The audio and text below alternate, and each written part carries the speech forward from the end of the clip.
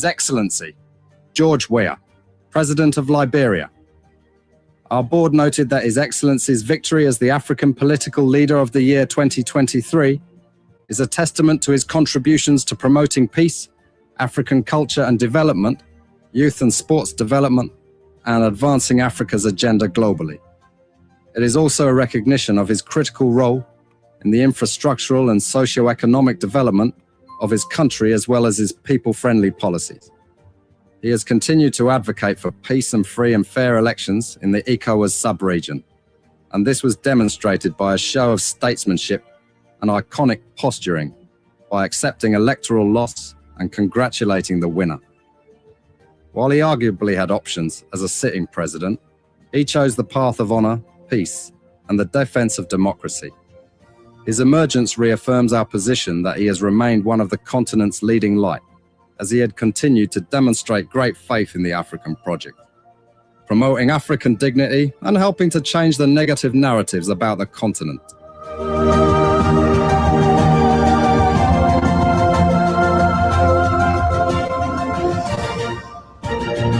Before we could become journalists today, we are citizens. If there is no way that our country is safe, we cannot practice in our respective professions. When we are at war, pastors will not be respected to go to church to preach. When we are at war, medical doctors will not be able to go to hospitals except on a coercion or sanitary condition. When we are at war, lawyers will not be able to go to court to practice. That's why when you see these things happening, whether you are a lawyer, whether you are working a profession, you got to step down and protect your country so that that country will provide an avenue for you to be the kind of person that you want to be. And that's where we are now. What happened on yesterday was wrong.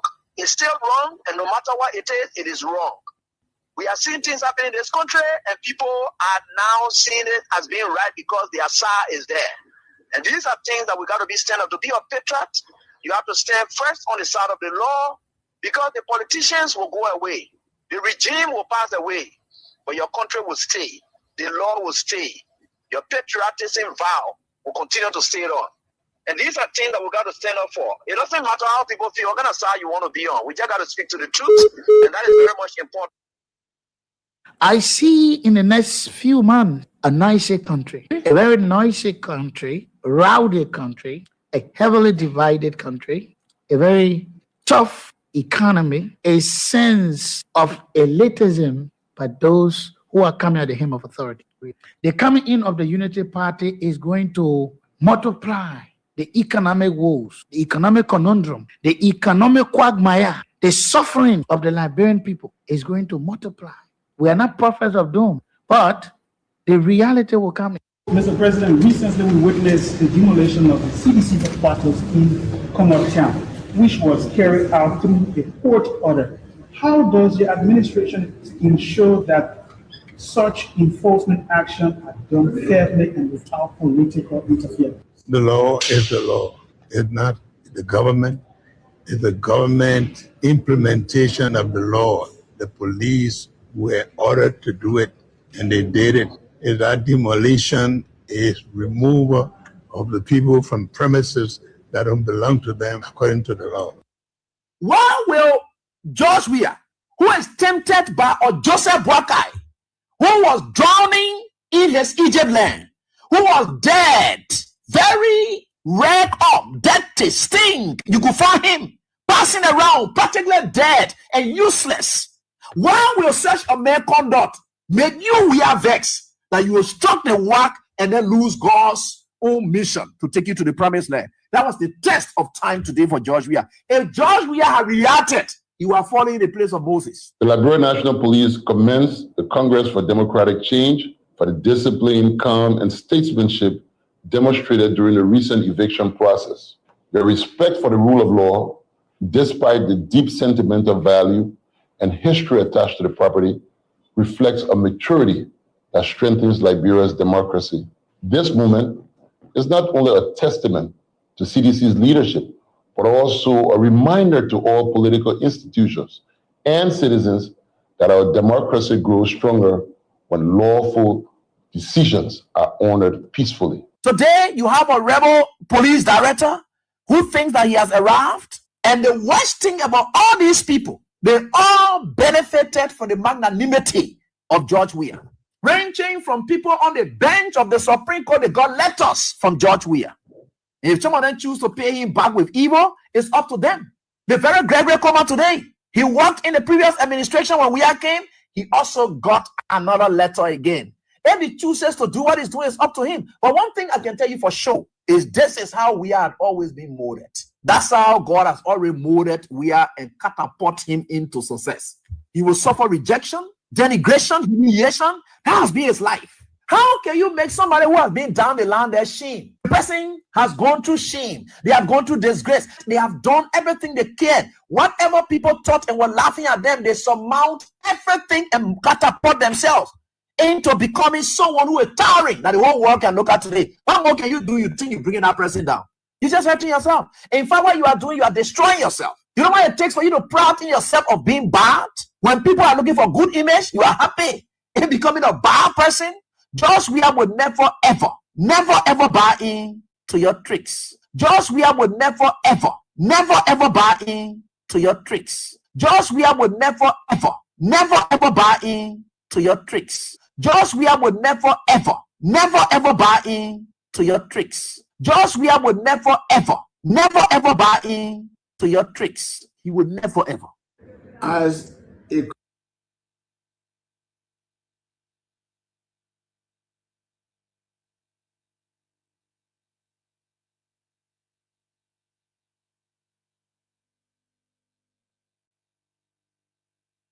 the judge ascribed unto himself an authority that he doesn't have.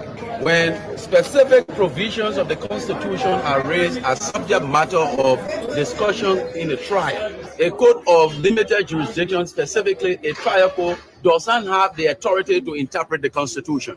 That authority is ascribed to the full bench of the Honorable Supreme Court. So today, the judge had indeed agreed that the former officials of government are immune from any criminal prosecution or judicial inquiry for acts committed or acts carried out while serving as members and statutory members of the National Security Council and principal advisors and agents of the presidency. That immunity of the president that extends to the advisors of the president and the agent, that immunity can never be subjected to judicial review in a court of law. The courts shall refrain from conducting inquiry on the basis that any attempt will compromise national security. In fact, it's on the other way around. Why we should be protecting the protection of national secrecy, I see the government proceeding to expose national security operations, especially about expenditure during elections to keep this country safe from threats to the elections. Is that with the wisdom of the judge? The next thing is the defendants, the former ministers, the former officials of government cannot stand trial. Why? Under the due process clause that we have in fact, our cases like the Wallow versus Wallow, the landmark case on due process, before you are convicted, you have the right to question the witnesses, to produce evidence in your favor in order to exonerate yourself. These officials are prohibited by law not to defend themselves. And what is the law? The National Security and Reform Act, Intelligence Act of 2011 says, as long as they are alive until 20 years, even if they go for trial and they take the witness and to testify about how they expended the money, when they come outside, the NSA will arrest them also, because they have breached national security intelligence operations. That's why you take up on the level at the level of the National Security Council. Before we could become journalists today, we are citizens. If there is no way that our country is safe, we cannot practice in our respective professions. When we are at war, pastors will not be respected to go to church to preach. When we are at war, medical doctors will not be able to go to hospitals except on a coercion or sanitary condition. When we are at war, lawyers will not be able to go to court to practice. That's why when you see these things happening, whether you are a lawyer, whether you are working a profession, you got to step down and protect your country so that that country will provide an avenue for you to be the kind of person that you want to be. And that's where we are now. What happened on yesterday was wrong. It's still wrong. And no matter what it is wrong. We are seeing things happening in this country, and people are now seeing it as being right because their SAR is there. And these are things that we got to be stand up. To be a patriot, you have to stand first on the side of the law, because the politicians will go away. The regime will pass away, but your country will stay. The law will stay. Your patriotism vow will continue to stay on. And these are things that we got to stand up for. It doesn't matter how people feel, what kind of side you want to be on. We just got to speak to the truth, and that is very much important.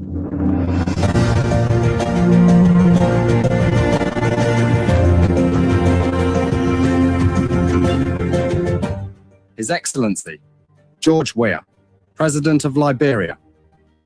Our board noted that His Excellency's victory as the African Political Leader of the Year 2023 is a testament to his contributions to promoting peace, African culture and development, youth and sports development, and advancing Africa's agenda globally.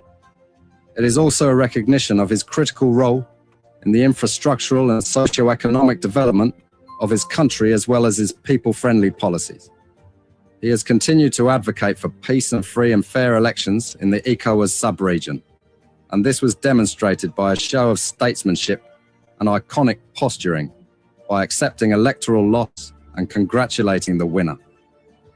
While he arguably had options as a sitting president, he chose the path of honor, peace, and the defense of democracy. His emergence reaffirms our position that he has remained one of the continent's leading light, as he had continued to demonstrate great faith in the African project, promoting African dignity and helping to change the negative narratives about the continent.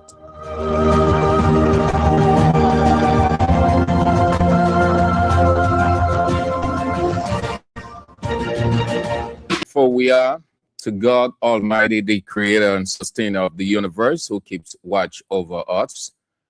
Good God, great God, faithful in all of his ways, never reneging on his promises, but fulfilling every word that he uttered in the fullness of his time.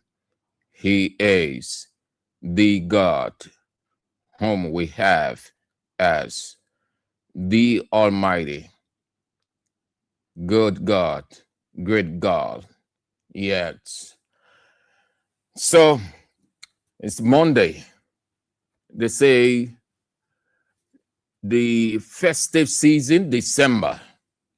But as God kept watch over us, we can't help but bless his holy name. Old Church Basement get us started in gratitude by the group Elevation Worship, Old Church Basement. And we will singing hallelujah unto the Lord. Blessed be his holy name for keeping watch over us. Blessed be his name for keeping watch over Kings 88.5. And blessed be his name for his protective covering, grace, providential care upon his son, the teacher of the land, the light of the land, teacher light, the journalist, the evangelist, the Anthony at law, Abraham Godson Weir, whose birthday was celebrated on yesterday, December 21st. Old Church Basement with hallelujah unto the name of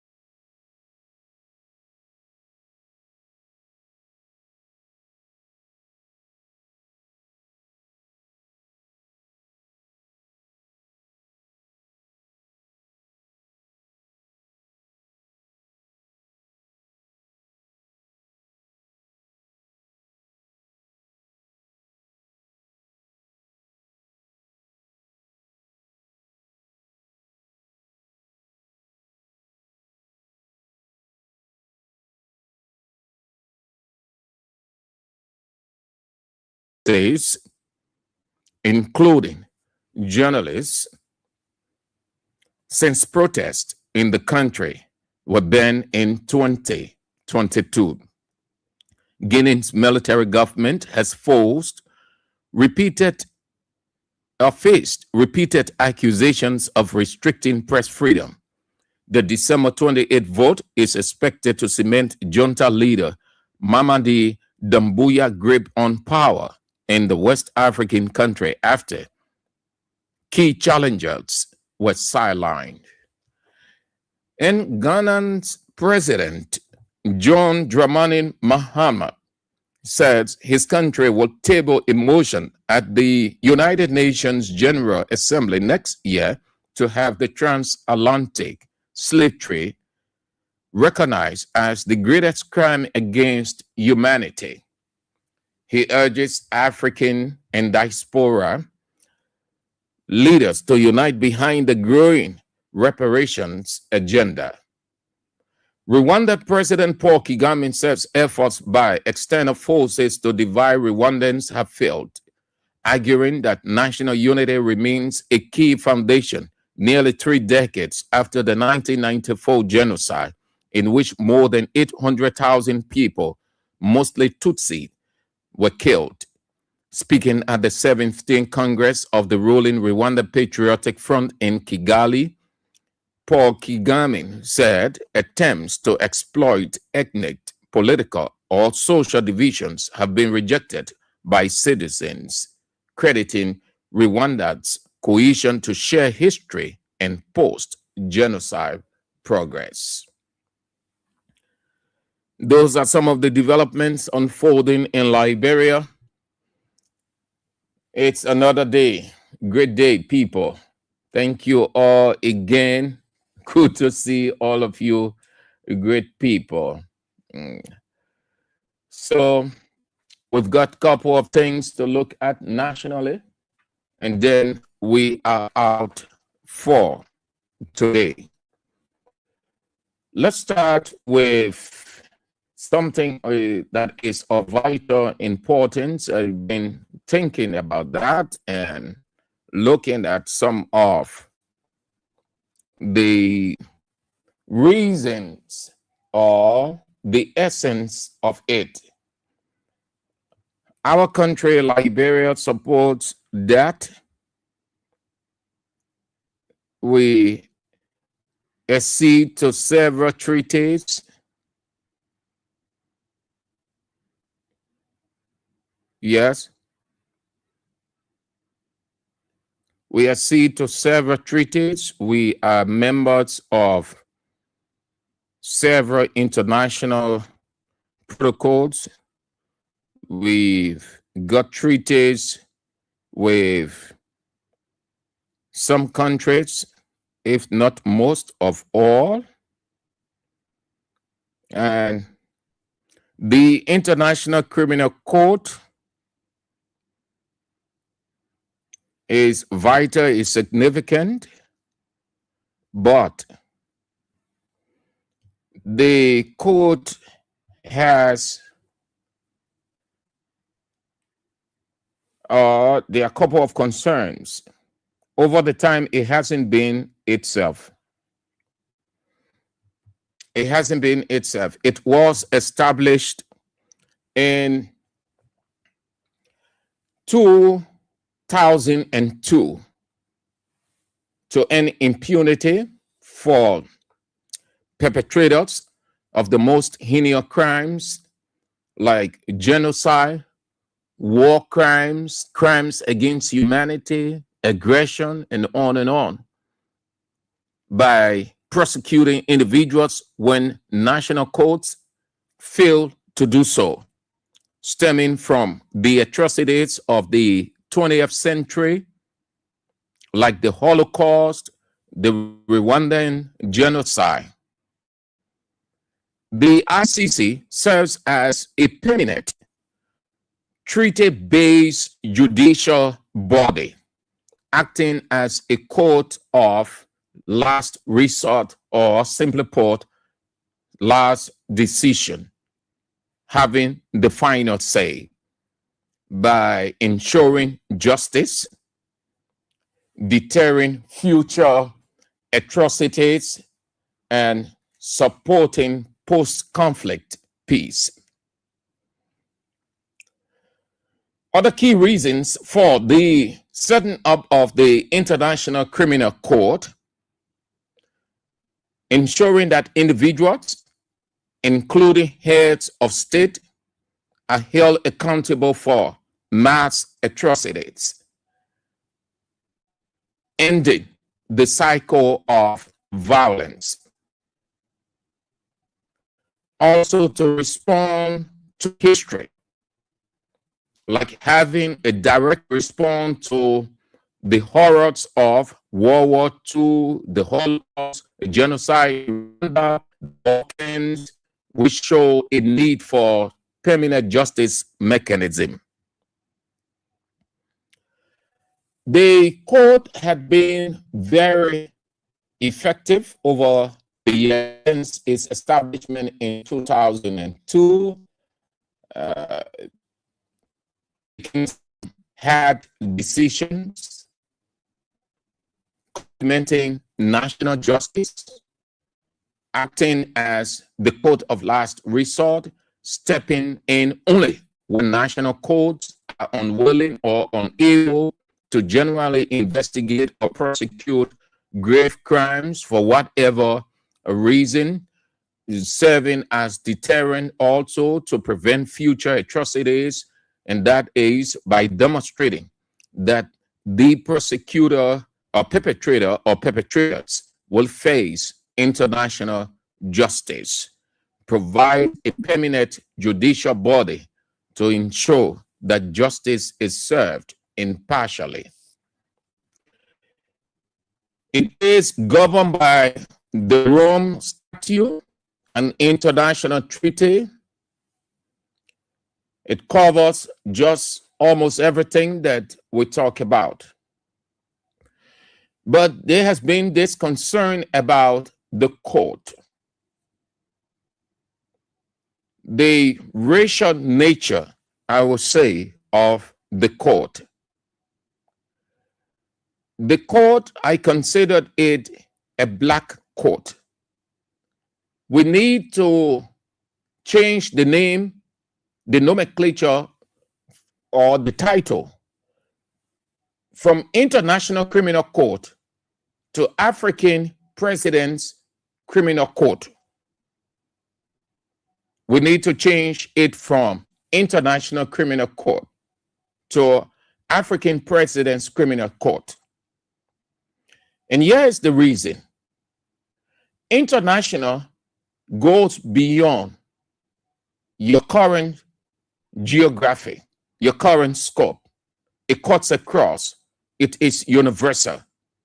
It is worldwide. It transcends border. There isn't a limitation. That's what international is. They said international because it goes across. But the international is just a word. It is not in practice. The court have not had or have not demonstrated the true essence for which it was established, given these key pointers I've shared with you why it came into existence. The court, people will argue that it's for all race, all countries. That's why they name it International Criminal Court. But the court is a toothless Buddha for the white skin and the elite country. The court, you would disagree with me and say, yes, they have convicted white, but I have not seen a white convictee. We have heard the history book and the records available have told us that those people only come on record, but they are not tried. They are not in court. Not a single white has been sentenced. All of the convicted black, the court has tried, as far as we know historically, it has tried and convicted individuals on various backgrounds. Don't take this as absolute, because that's what they will say. Based on that, it has faced criticisms of perceived. It is perceived, but I take it to be reality. That's the reality. But we take it that way. Since we are in absolute, we take it that way. Perceived focus on African cases and African leaders. And that's because it has focused merely on African leaders. It has left very many of the African countries and African leaders and other people, politicians, journalists, commentators, and just everybody raising concern of racial bias. It has no record of convicting the white skin. Its defendants or indictees or convicted black people. They try to handle cases from other areas like the Europeans, Ukraine, and those from northwestern countries. But guess what? Its jurisdiction, the ICC jurisdiction, doesn't cover powerful elites like the United States or Israel, limiting some potential cases. These leaders in countries that are exempt, you find atrocities of all kinds, atrocities of magnitudinal nature in their country. The ICC sees and knows, but the ICC will pretend like those atrocities, mass killings, crimes against humanity, war crimes don't exist. But in African countries, you hear these same leaders talking about mass killings, crime against humanity. You hear them talking about the imposition of sanction. You hear them threatening African presidents and African government. If they can do this, they will impose sanction, they will impose this. And the ICC was said and not reference day two. Look what has been happening all around. Look at the situation in the Gaza Strip between Israel and Palestine. Look at the atrocities in other parts of the country, of the world. They are magnitudinal enough for the ICC. The ICC has never tried a white leader, and the ICC would never try a white leader.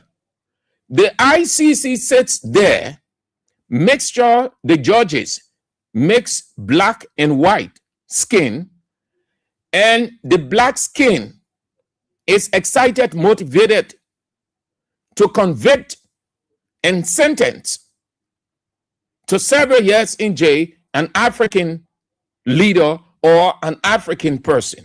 They will quote all of the international treaties. They will quote all of the provisions of international laws, humanitarian laws, and all of those. Those same acts, you see them in the white man's home.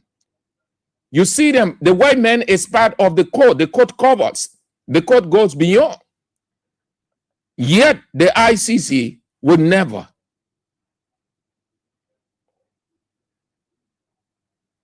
When you hear people talking about racism, you better don't get involved. When they're talking about a specific country as being racist, don't get involved in that thing.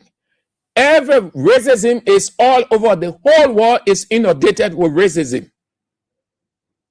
And it's particularly against the black. What we saw from the history books, that blacks were subjected. Blacks were subjected to slavery. The blacks were used different ways for different things to by the white man. It still exists today. What we find ourselves in is a modern slavery. The world is still enslaved by the white skin. Who is dominating? The white skin. Why the ICC cannot live its true essence? And you have a number of dumb African leaders still subscribing to that quote.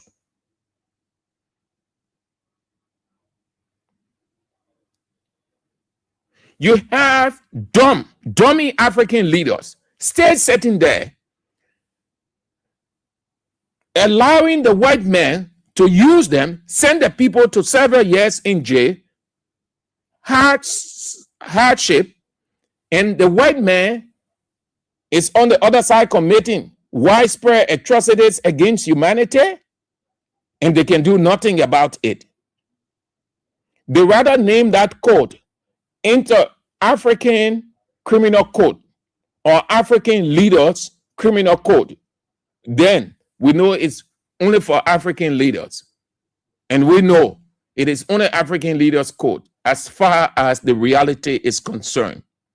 That is not International Criminal Code. Countries have to start breaking away from that thing. These people who consider themselves highly educated leaders against slavery cannot be subjecting themselves to slavery. The white man exonerates himself or exempts himself from being tried.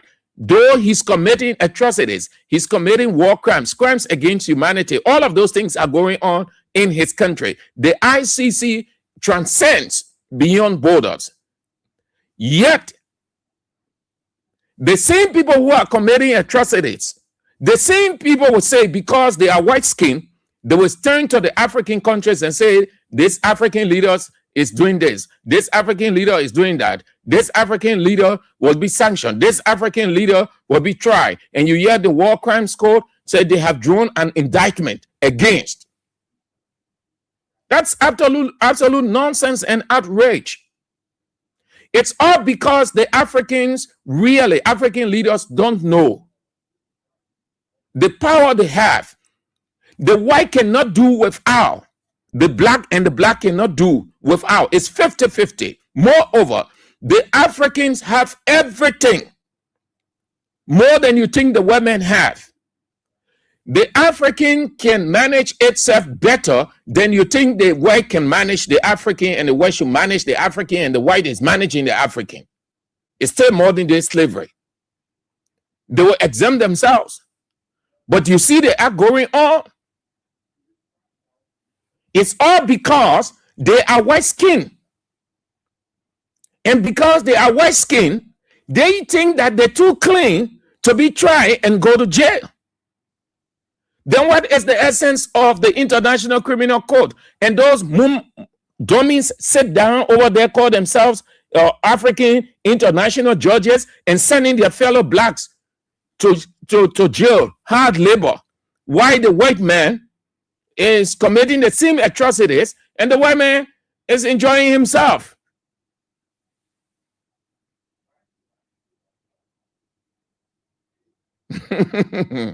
You see that? They say their role is to end impunity, for perpetrators of the most heinous crimes. Some of those include genocide,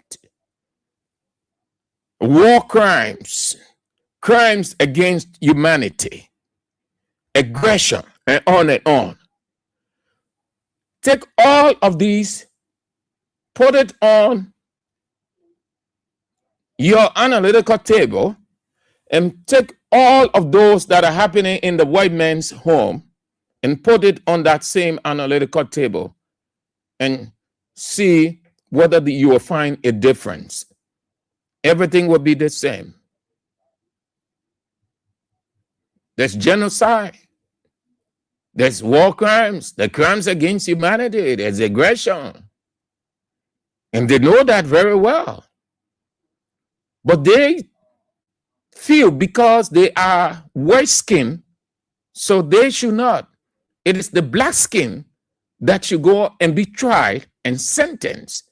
And the black judges sitting down over there, they are excited and call it International Criminal Court. No, International Criminal, or say African Criminal Court, African Leaders Criminal Court. The court is biased, complete racial bias. If the international court, as far as your history is concerned, tried any white man, convicted and sentenced, as you have in your record, please share it with me. You can put it on the screen, or when I open the line, you can say. But as far as I know, no. The recent one we have with Israel and Palestine that led to almost everybody walking off Benjamin Netanyahu when he went at the United Nations to deliver his address. Before then, it was said by almost everybody around the world, those who are involved with global politics, that it was war crimes, it was crimes against humanity. They'll turn to it, Palestine, and talk about theirs too, the magnitude and all of that. We heard all those commentaries. They made an announcement, only an announcement, that they were moving to indict Benjamin Netanyahu. What happened with it today? It's dead. Because that's why it's came. That's elite country. That's powerful country. And that's why you African leaders have to step up to the place to raise their bar. That's why you have to stop being, as African country, stop being subservient. As much as no man is an island, everybody needs everybody, but everybody can be independent to a greater extent that the next man will not take advantage of you. Everybody stays on in power for whatever the length of time, and all kinds of things happen. So it's the African Leaders Court, the ICC. No International Criminal Court, but African Leaders Court, ALC.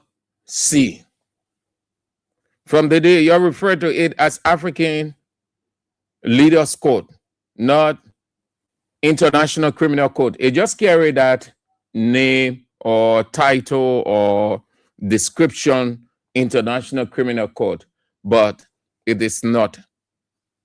I just thought to share that with you.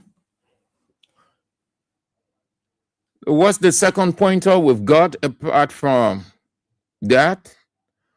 So the Congress for Democratic Change, a stalwart, Ivan Wisse, respected the police as they requested.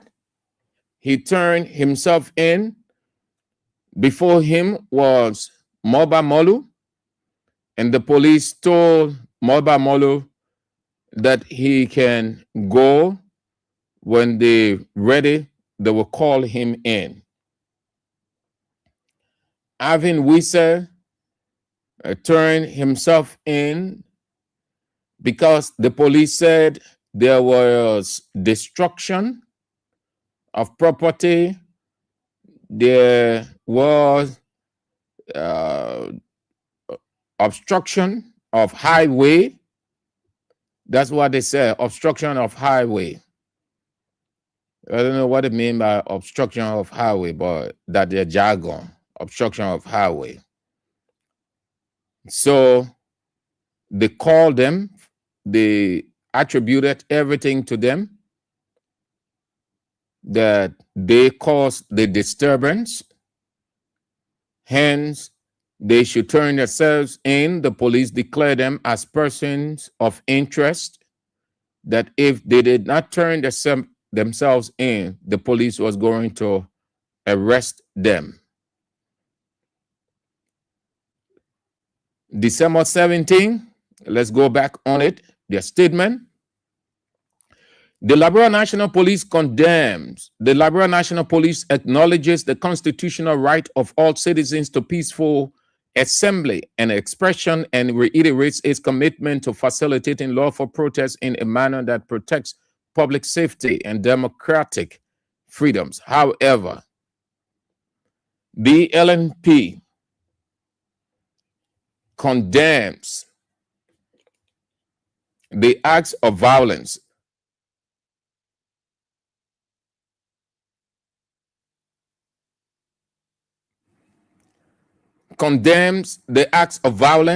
that occurred during today's protest, which undermine public order, endanger lives and property, and diverted the protest from its lawful and peaceful purpose. Violence, intimidation, and destruction of property are inconsistent with democratic engagement and will not be tolerated. As part of a professional, evidence-based, and impartial investigation, the Liberia National Police has identified Mr. Molba Molu, Mr. Arvin Wisse, and Archie Pompo as persons of interest in relation to the violent incidents. The LMP respectfully requests that these individuals report to the Central Police Headquarters in Monrovia to assist with ongoing investigation. Then here is it. Here is the threat, that the issue. Failure to comply with this lawful request will compel the Liberia National Police to exercise its statutory authority to effect arrest consistent with due process and the laws of the Republic of Liberia. Though it was a setup, the guys understood the setup. There wasn't any disruption. There was no major damage. But under the Bouaka government is the Machiavellian theory. Might makes right. The Machiavellian theory, they determine the pace of the day. They determine what happened, how it happened. They determine how the law is executed, whom the law is executed for or against. The Machiavellian theory is simply the same as the Nebuchadnezzaric theory. The Nebuchadnezzaric theory is we are the authority. You do what we want. What we say is what you do. Anything other than what we say, you will be held responsible for it, and the punishment against you will be severe. So that's what they wanted. I say this because they had earlier told the organizers of December 17 protest not to go ahead with the protest. They should defer it. That means they should send it to another date since it is the festive season. It is the most holy time. It is the time that the Unity Party government will turn Liberia into heaven. So any protest coming in December, it means the country will not be like heaven or more than heaven. So the police said, you defer it. The organizers of June 7 protest said, no, it's our right. You can tell us to push it to another date. The Constitution did not say no protest in December. So because the organizers refused, they were only looking, the police, Unity Party police, was only looking for an opportunity. So they came out after everything. They say the people caused disorder, they caused this, they caused that, and they declared them person of interest. Mobile Molu headquarters prior to the protest, just 24 hours to the protest, his headquarters caught fire. Today is of no importance to the police. It doesn't warrant investigation whatsoever. They said, don't go. Mobile Molu said, we'll go. They are our right to assemble. We're not going to cause any destruction whatsoever. So because the guy insisted, the police had that now in their mind and say, good, let something just happen. We'll pick up these people. That's why immediately they declare these three individuals, Mobile Molu, Alvin Wisa, and Archie Pompo, as persons of interest. Then they said if they can turn themselves in, they will move to arrest them. That means the force that they were going to kill, they had already planned that they will go with 2-3 pickups of armed men to arrest Mobile Molu and carry them. But the guys are smart. The guys are far above the police in terms of reasoning. Everybody sees and everybody knows the hate in the police against certain people in this country, especially when you serve in the weird government. So Mobile Molu, as a civil society actor, and if anybody will still see Mobile Molu as a politician, as a party person, you are the dullest man to ever live on the face of the earth. Everybody transitions. There isn't a person who doesn't transition. The person who cannot and will not transition is God Almighty, the Holy Spirit, Jesus Christ. Beyond those three, beyond the Godhead, every other person from a human perspective transition. There are people who left the journalism profession. They are in government as politicians. There are people who left government, who left other areas. They are in the media. There are people who left the medical area. They are politicians. There are people who left the legal area. They are in other areas. There are people who left from other areas. They are in the legal area as lawyer. Everybody transition some way or the other, one way or the other. So if you see Mobile Molu, and this goes specifically primarily to you Unity Party people who think dull, know it from a human standpoint. Everybody transitions based on the situation. So Mobile Molu is not a politician. Mobile Molu is not with a political party. He was. Was means it no longer. So you can't. But you always still see the man and say, oh, the man a politician, and the man a CDC man. So Mobile Molu went there. Because they have nothing against Mobile Molu, it was a make-up. They say, go home. When we're ready, we will call you. But you lay out the charges now. Police, you lay out the charges. You say, obstructing this, destruction, all those things. Those are the charges you lay out there. You should be charging the man and send him to court. Since you lay all, given the gravity of what you said in your statement, you were getting ready to get 3, 4, 5, 6 pickups filled of armed men to go to Mobile Molu house. That night, the man said there was a shootout at his house. It didn't make any sense to the police.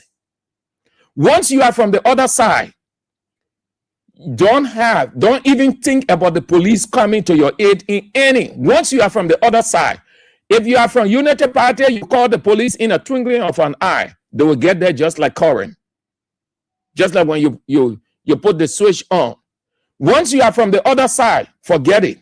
You will never ever have police protection. We know that for a fact because we saw it from the police director. He doesn't have to say it loudly. We see it from his action. Every person who is a Unity Party person that was involved in something, Gregor Coleman protected them. Every person who from the other side was involved or something, Gregory Como moved. The police issued threat. They threatened. The latest, Moba Molu, Avin Wise, Archie Pompom. And like I said last week, let me say again, this is no demeaning, no disrespect. Please, I beg you. I am saying it because I know Archie Pompom very well. I know Archie Pompom very, very well. I know Archie Pompom's condition. A friend of mine, we've been together for a good while, several years. Archie Pompom's current condition, he is one step or any time from the grave. So if you think Archie Pompom, that normal person, that when he gets there, or if he doesn't show up, then you will use force. As I said last week, Archie Pompom will die right in your hand. You look at Archie Pompom condition. Stay in front of Archie Pompom. Everything on Archie Pompom, that face, that plastic, everything soft. The doctor told him some of the things the doctor told him he can't do because he doesn't have the money. I know that for a fact because he explained everything to me. And when I was on the other side, I called him and we tried raising money for him. His condition, the first time when he had that thing, we did not meet after several years. And when I saw Archie, no, I burst into tears. And I said, yeah, where did we meet? At the Hatay Center, Kerry Street. I think I went to see somebody and I was walking through. And then he was sitting there discussing with his guys. And when I look, I saw and say, oh, Pompom, what's up? And then we start talking from one end to another, asking him a lot more. He start to explain the medical side, the condition that he's in, what the doctors have told him. All Archie Pompom was explaining. But I was standing there. It's just like my spirit has left me. And just saying within myself, God, you have to help this man. So he talked, and then I told him, Archie, I don't have a dime. I know you were being friends for a very long time. Yeah, I don't have it to give you. But what I can do is we can use the medium to raise money. At that time, I was on Voice of Liberia. So I told him to come. Archie went there and he explained. Archie Pompom, though, LMP, listen, man, if he was not in that condition, I could tell you, no problem, you move. If he was like normal, like Avin Wise, Moba Molu, like any other person, I would tell you. But Archie Pompom, just the reason I'm saying it because the police ruthless. They don't use their discretion in apprehending people. The fact that it is announced that you are in the wrong. The force they will apply on you, if you're not strong, you will die. And Archie Pompom is a plastic bag. Archie Pompom is a plastic bag. He condition everything. Archie Pompom, that man entire body, that just gone. People who know Archie Pompom, they're even saying more than I say. I'm just trying to advise the police to be careful with that man.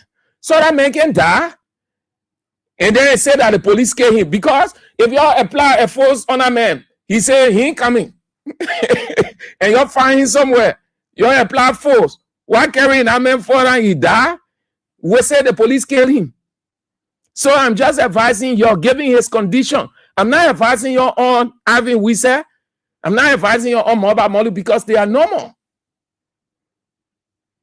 But I am talking about a man that I know his condition very, very, very, very well. Archie Pompom, let's assume you have American police. They see Archie Pompom condition. They will never touch him. They will persuade him to walk with them.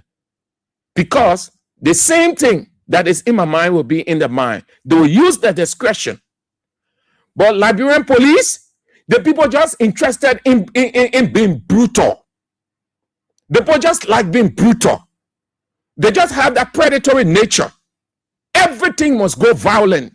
They must use excessive force. They should kick you, throw you in pickle. They don't want to know. Oh man. So my people, I beg you, LMP. I don't know whether Achipompo has turned himself in. That's the law. But you please, you take down with Achipompo so he can die in your hand. Then they say that the police killed him. Achipompo condition. You can't stay. If you stay in front of Achipompo, you see Achipompo briefing. Look, you are pregnant, you're strong, you not even have that zest or that resolve to stay in front of him for a minute or two. No, you will feel bad and just move off the scene.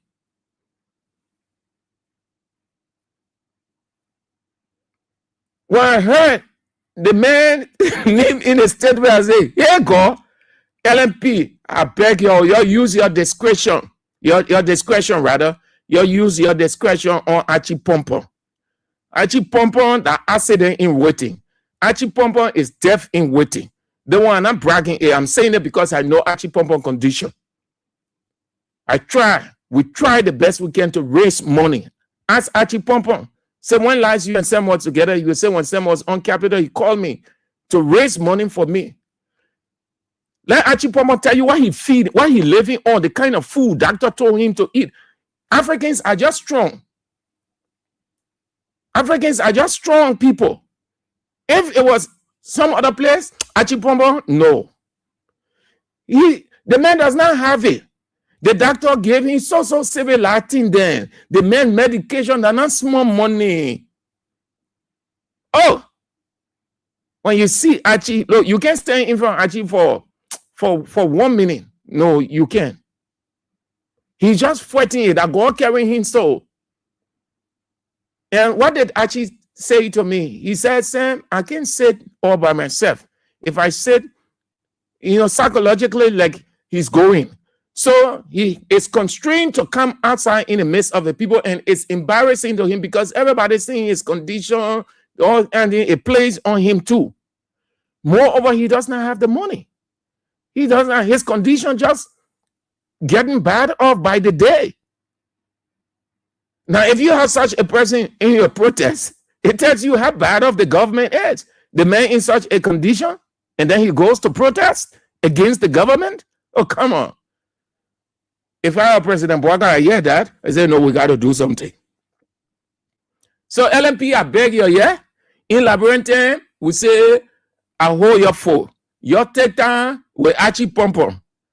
That man, I'm not saying it with no evil wish. I'm telling you, I know him very well. He is a friend. We've been together for years.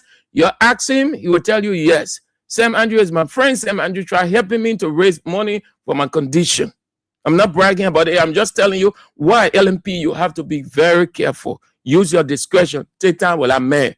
That man, the accident in waiting, that man, he already, you don't know. That's all I can say to that, though. So, I beg you, I hold you for LMP. You're take time with him. But that man, when Gregory come on, that man stands in front of Gregory Comer. Gregory Comer will feel sorry for him. Gregory Comer might even give him some money to take care of himself. Oh, yes. Anybody who sees Achipompo, you feel sorry.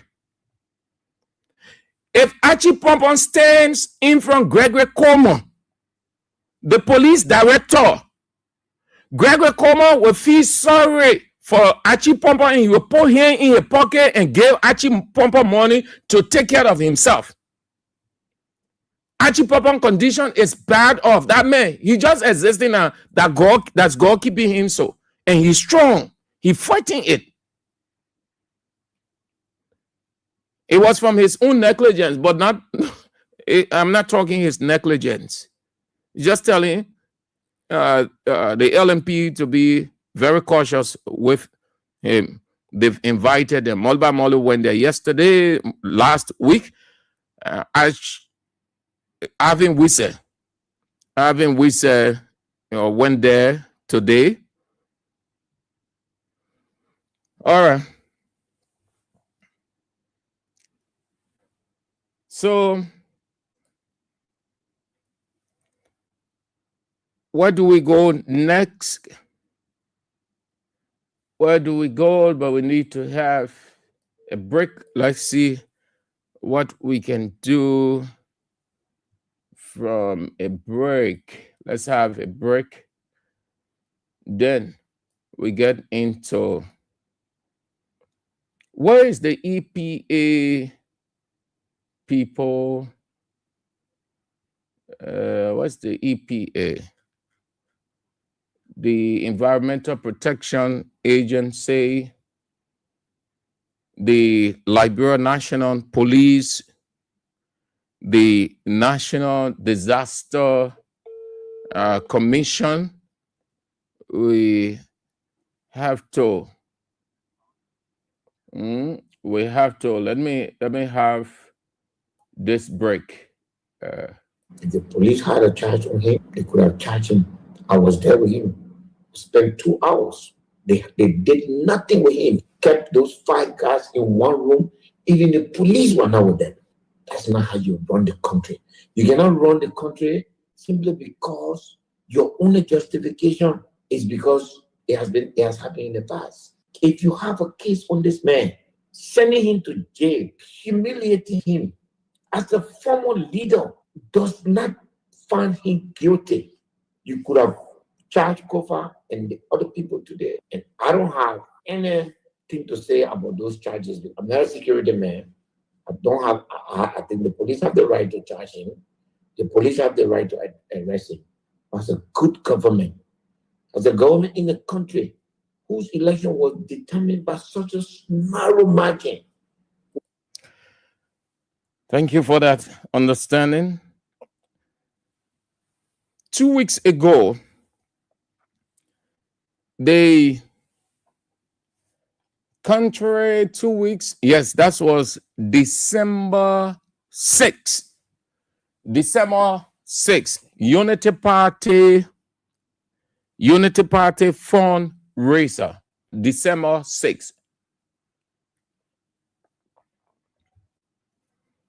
Before December 6th, there was a fire outbreak on Broad Street. Then came December 6th, fire outbreak. Seti Brother Industrial Plant, which had it not been for God, most of the brave residents, or the brave residents who risked their lives before fighter came in, several persons will have died, several houses will have caught fire.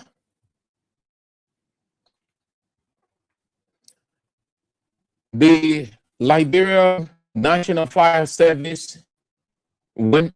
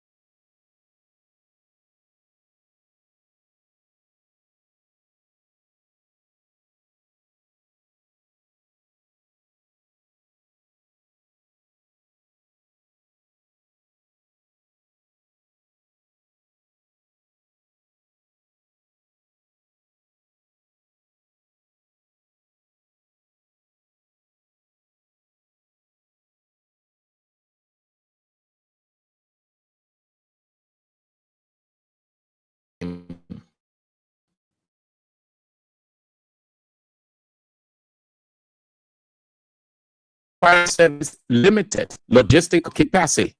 They did extremely well to subdue the fire to a greater extent. What we have, not really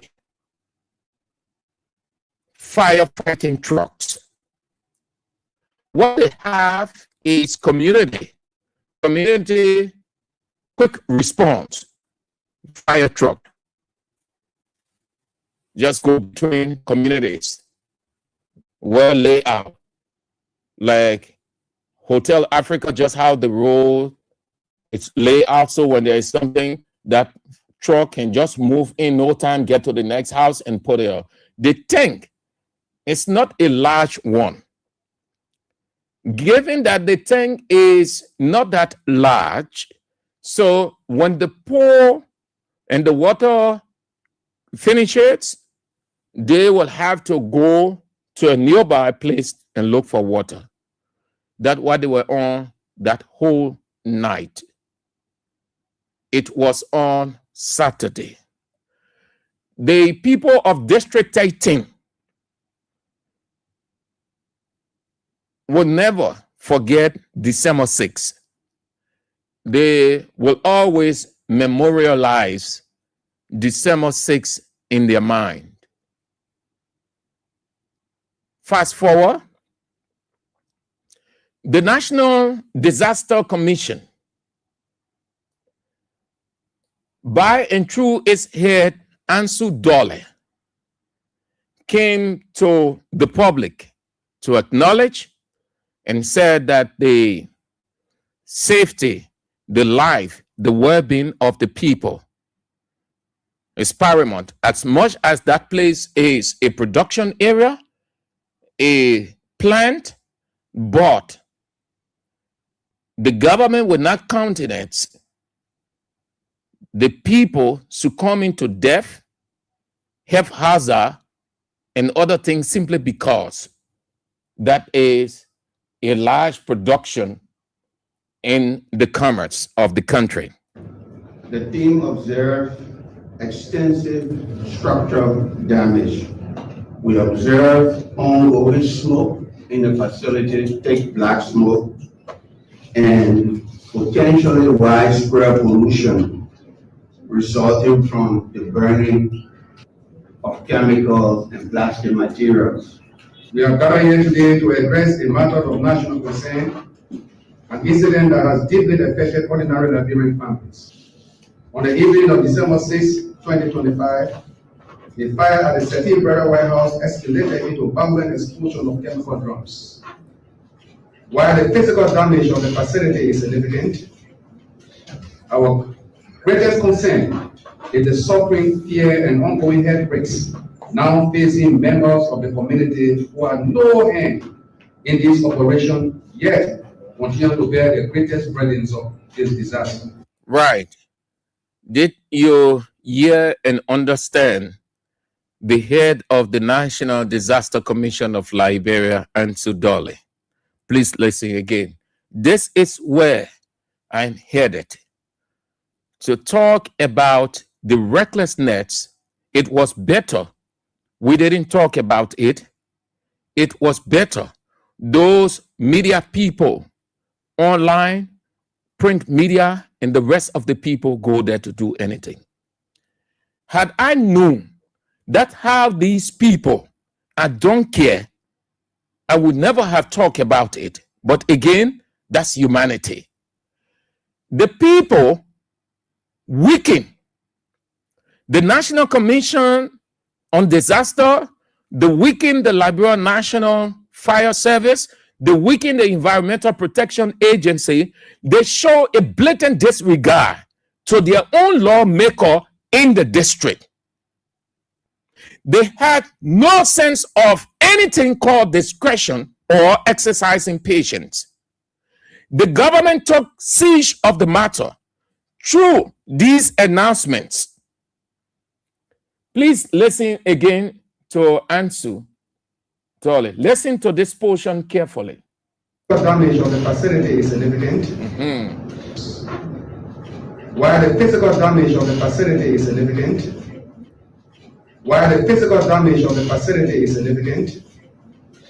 our greatest concern is the suffering, fear, and ongoing health risks now facing members of the community who had no hand in this operation, yet continue to bear the greatest burdens of this disaster. The warehouse in question stores and uses chemicals for production of plastic materials and paint, substances known to be hazardous when proper safety protocols are not followed. These chemicals pose serious risks such as reproductive complications, eye disorder, and potential long-term cancer effects. These dangers are no longer theoretical. They have now spread directly into the daily lives of community members and family and children. A team from the Department of Risks and Early Warning at the National Disaster Management Agency engaged extensively with community chairmen and residents of the affected neighborhood. Their accounts present deeply troubling pictures. Chemical-filled drums were forced up beyond the warehouse wall, landing in residential yards and public spaces. Toxic substances burned homes, vehicles, water storage tanks, and damaged the community drainage system. A nearby school called the Window Foundation Institute was directly impacted, exposing children and agitators to harmful chemical residues.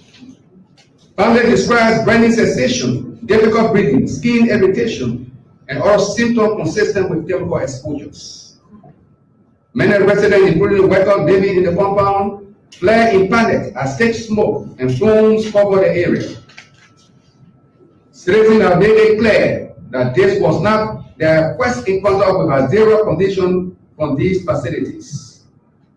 For many years, community leaders engaged with the Seti Bureau regarding chemical leaks, overflowing drainage, and fumes entering homes and classrooms. Their concern went unaddressed, leaving them vulnerable when this disaster struck. With that, listening to that from the head of the National Disaster Commission, community members, which was sufficient to base your position on. Because Seti brothers, these white, brown skin, wicked, deadly, satanic, would never ever want to take responsibility. What did they say initially? It wasn't their responsibility. Meaning, the chemical spilled that inundated the air or filled the air, that went through the ground, got into various wells, people inhaling, children inhaling, getting sick, pregnant women, just as you heard Ansu Dole explain the danger of that. They are not responsible because they know the magnitude of the responsibility, but because they know that they are dealing with people who don't know the essence of existence, don't know their value. So what did they do? It was better we didn't talk. You can see now why. In this country, it will be, the time is coming that these white people and brown people, brown skin, whatsoever, they will do things to people, and people will have no time because the community themselves, they don't know the essence and value. They, all of them, they scream and shout at politicians. They will say all manner of things at politicians as if they are more educated than the politicians, yet they cannot settle a simple thing. And that one was too grave. Do you know what the people did? After LNP, Liberia National Police, not Liberia National Fire Service crew risked their lives to get that place, prevented the fire from spreading.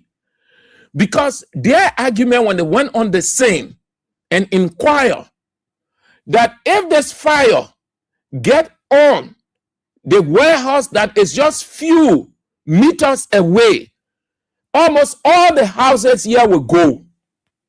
because the chemicals that in the next warehouse more deadly than the ones on the other side. So what the fire service team did, they risked their lives by positioning themselves between the one that was burning and the one with the most dangerous chemicals, fighting to pull the fire off. God first, fire service, together with the community members. Guess what the people did? Seti brothers know that it is their responsibility. Geographically, they are situated in District 18, and that identical community that is densely populated. Because they know that they are in the wrong, what did they do?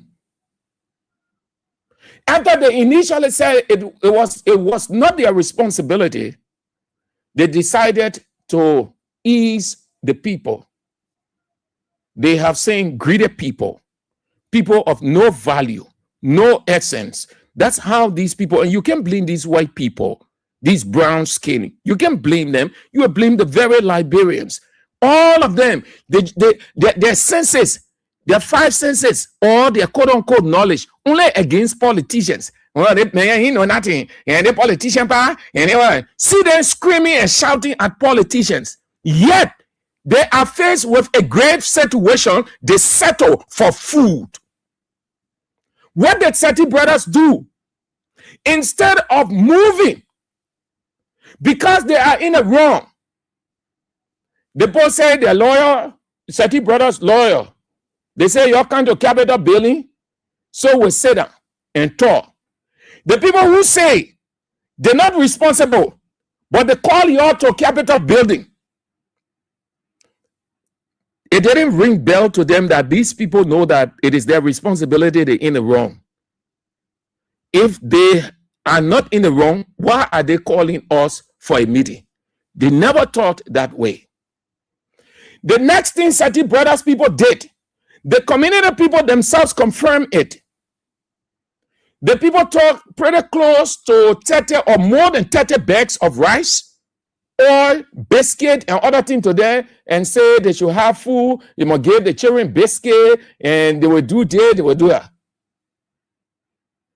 In such a condition, where people between life and death, you inundated the atmosphere with dangerous chemicals, and people start getting sick, children inhaling those chemicals. Did you hear what Ansu Dole said? He said people will have a long-term respiratory effect. You heard what the man said? Meaning, it looks nothing right now for the people, but as time goes by, it will start affecting them, and they will not know that it was the chemical that they inhaled. They will think that something else has happened to them. That's how people, when you go look, they say they carry the person to the hospital. Oh, doctor said we can do this. Oh, the person needs operation. You go look on, because the chemical will be eating inside gradually. That's why all over the world, the people don't take chemical spill.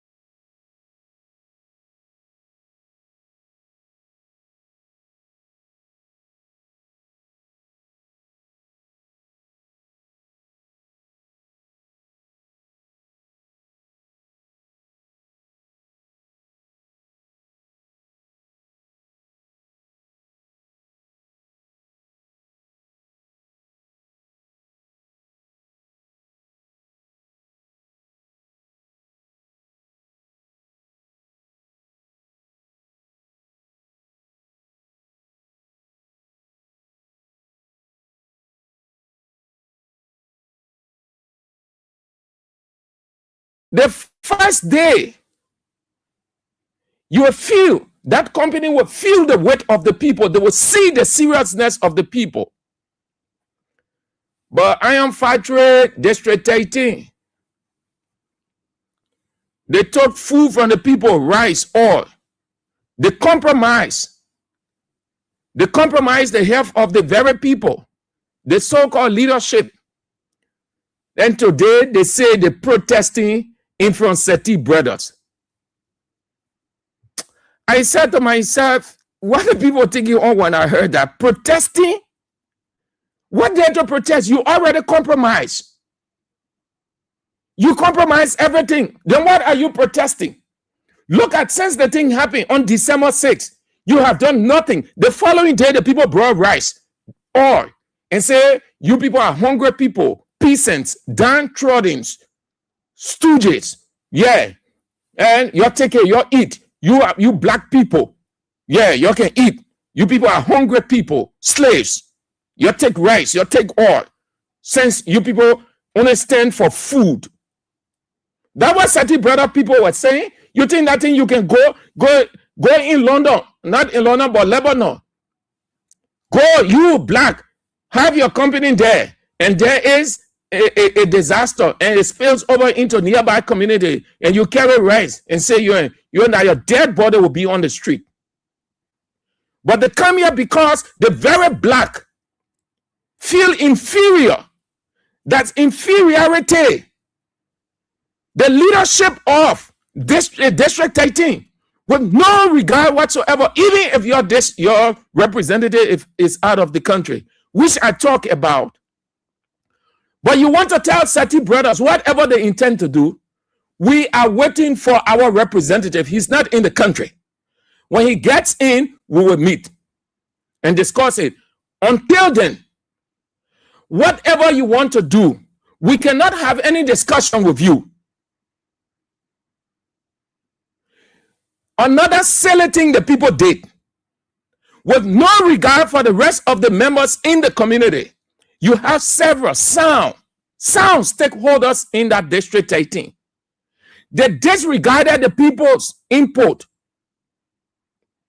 Normally, you tell the people, even if you bring in XYZ, we are not the one to make the final decision. This is a large community. We have stakeholders here. Whenever the representative comes on the side, all of the stakeholders come together. We sit in a meeting and arrive at XYZ about the district. Therefore, you want to hold on to everything. We will consult with the rest of the stakeholders in the community. Whatever the decision that is taken by consensus, we will channel it through the representative. When he gets into the country, he will pick it up from there because he represents the district. That's how you behave. That's how you think. That's the essence of knowledge, education, and exposure. Not to stoop so low. They stood themselves over there. I am told they were demonstrating and say they're going to block the road. What the road got to do with your explosion? What you block the road for? Is that how you protest? If you people have ever attempted to get on that road, you will have seen the police reaction. But that's what they did. They compromised. The leadership of the district compromised. They sold the soul of the community for food. I am told that there is disenchantment, there is disagreement, there is confusion within the district because very many of the people are vexed why they had to receive rice from Seti brothers. Without consulting, when death is in the air through the chemical spills, moving into their very wells, and they don't have hand pump, the community use well water. Imagine, they put you well water. The chemical spill all over, everywhere.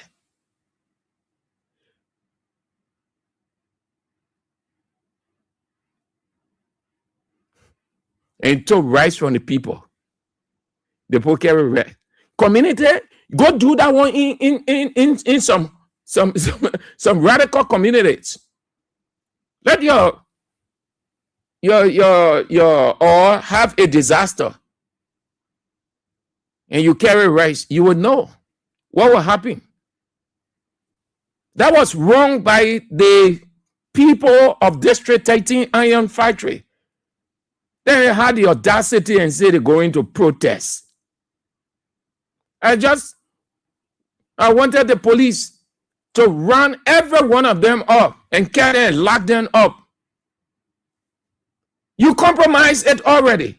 You even weaken your representative. What if the representative who is, what's his name? Edward Flomo, the representative, if he gets back into the country and confronts Seti brothers, Seti brother will have no option. The only thing they will tell him with every relaxedness that we settle with your people. We settle them. They requested rest. Seti brother will not say we gave them rest. They will say they requested rice and other things from us and we gave it to them and everything is okay. And Papi Flomo will have no option but to accept because he can't do anything beyond that. When they oh God. Anyway, that's it though. So Seti brothers, you're right, yeah? You're right, Seti brothers. We're just wasting our time, energy, talking. Even though it is humanity, it is wrong. But I didn't expect that the community will stoop so low, compromising the health of the people. Listen to what Ansu Dole said. Though he's not a medical expert, but he is a disaster expert. He knows the effect, the long-term effect of inhaling chemical. So the man explained that people of the community going to suffer these things for months, years. It may not do anything right now. You may not be feeling it now. But as time goes by, you start feeling it and you wouldn't know that what you inhale. That's why people don't overlook these things around the world. And you sat down there, go give in your food as if you don't have food, as if you have not been eating at your house. Go take rest from Seti brothers. The fact that the people brought rest to you, they decided. The people know that they're in the wrong. So they'll find a way to peace you, to bring you down, so you don't get agitated and move. And it is my understanding, my intel in the district told me that they even received money, 500 US. I am told by my intel in the district that they allegedly, the leadership allegedly received 500 US. But the rice cannot be attached to the rest because they confirm it. And I am told that they even had meeting about the rest, that they are indecisive. They want to take the rest back to Seti brothers with the other items, and they want to keep it. They can't keep it because 80 to 85% of the members in the community are against them, and they are ashamed how to take it back to Seti brothers. That is the embarrassment. It is confirmed that they received rice. Why will you do that to your own people? Why will you do that? These are the people, or those are the people who every day they will blast politicians. Yeah, you are faced with a delicate situation and you can reason better. You can show maturity. You can't allow common sense to come out of your mind. And then you had the audacity to come out saying you're protesting. The next time you try it, we'll ensure that the police arrest all of you, place treason charges on you, and send you to South Beach. The next time you attempt nonsense.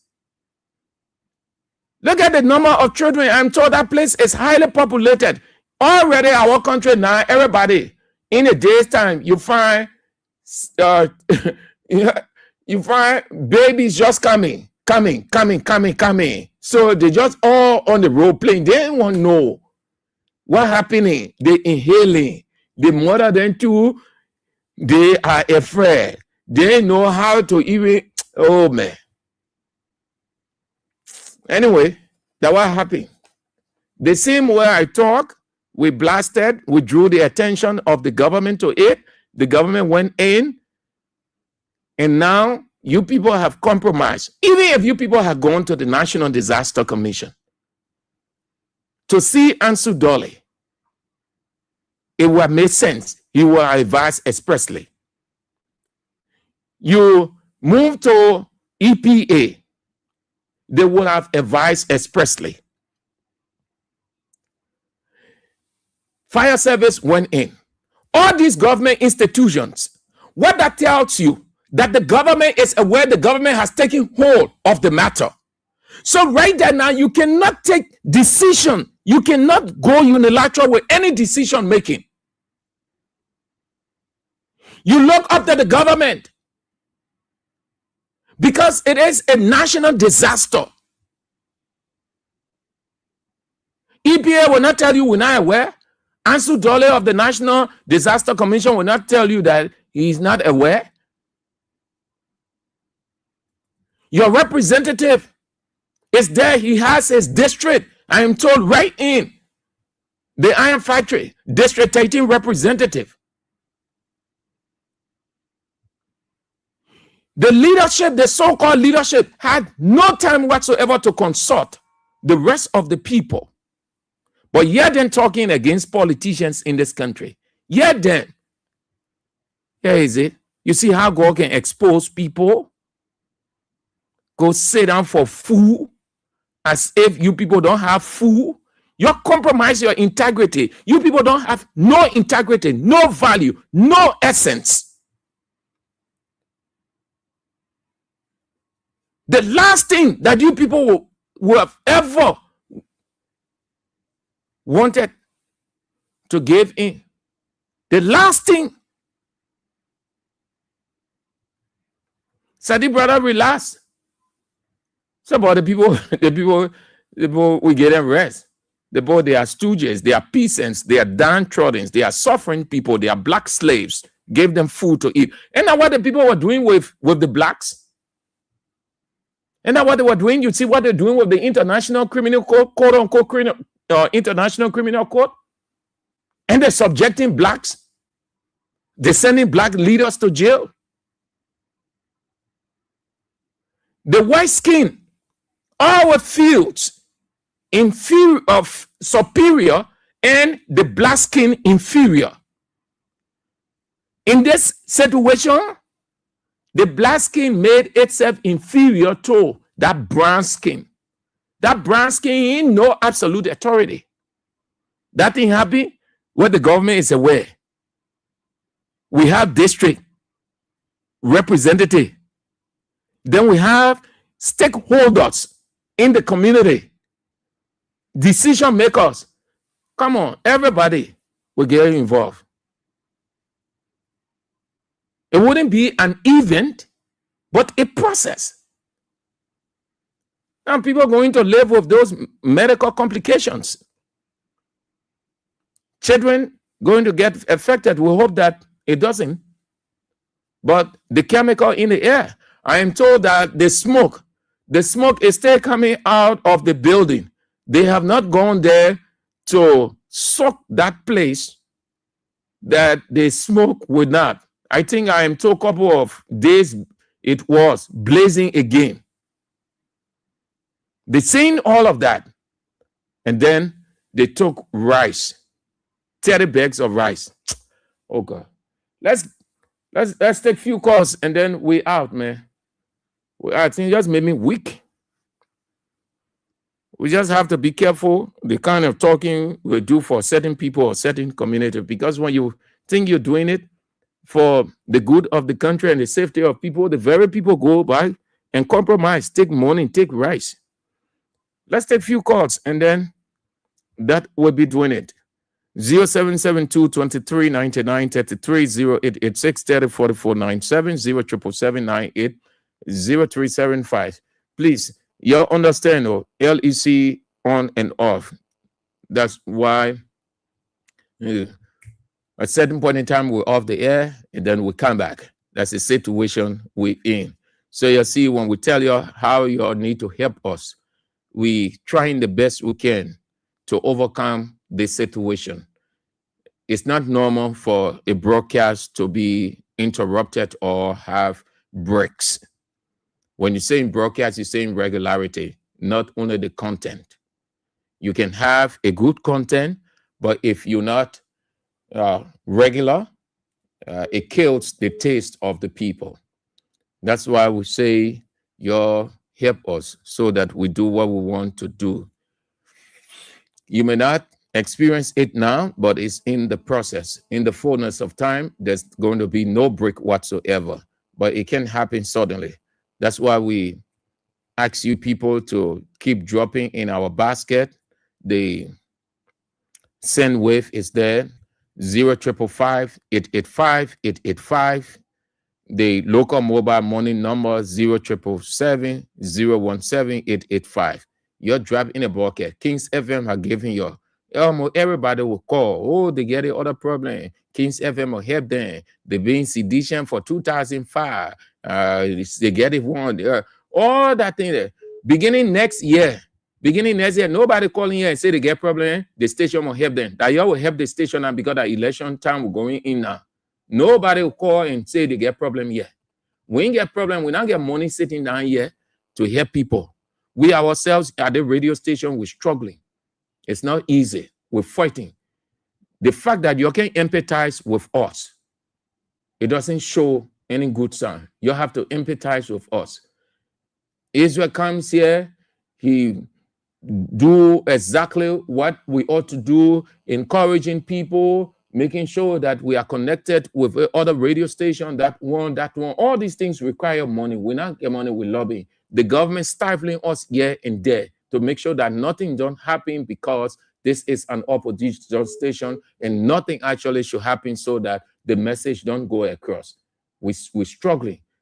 You people need to help us as much as we know that you people have problem, but let it not be a burden on the station, or it is the responsibility of the station. When people want to help you, they will help you. When we know that you need help, we will do it. You will not have to tell us. We will do it. But you have to see reason. It's not easy.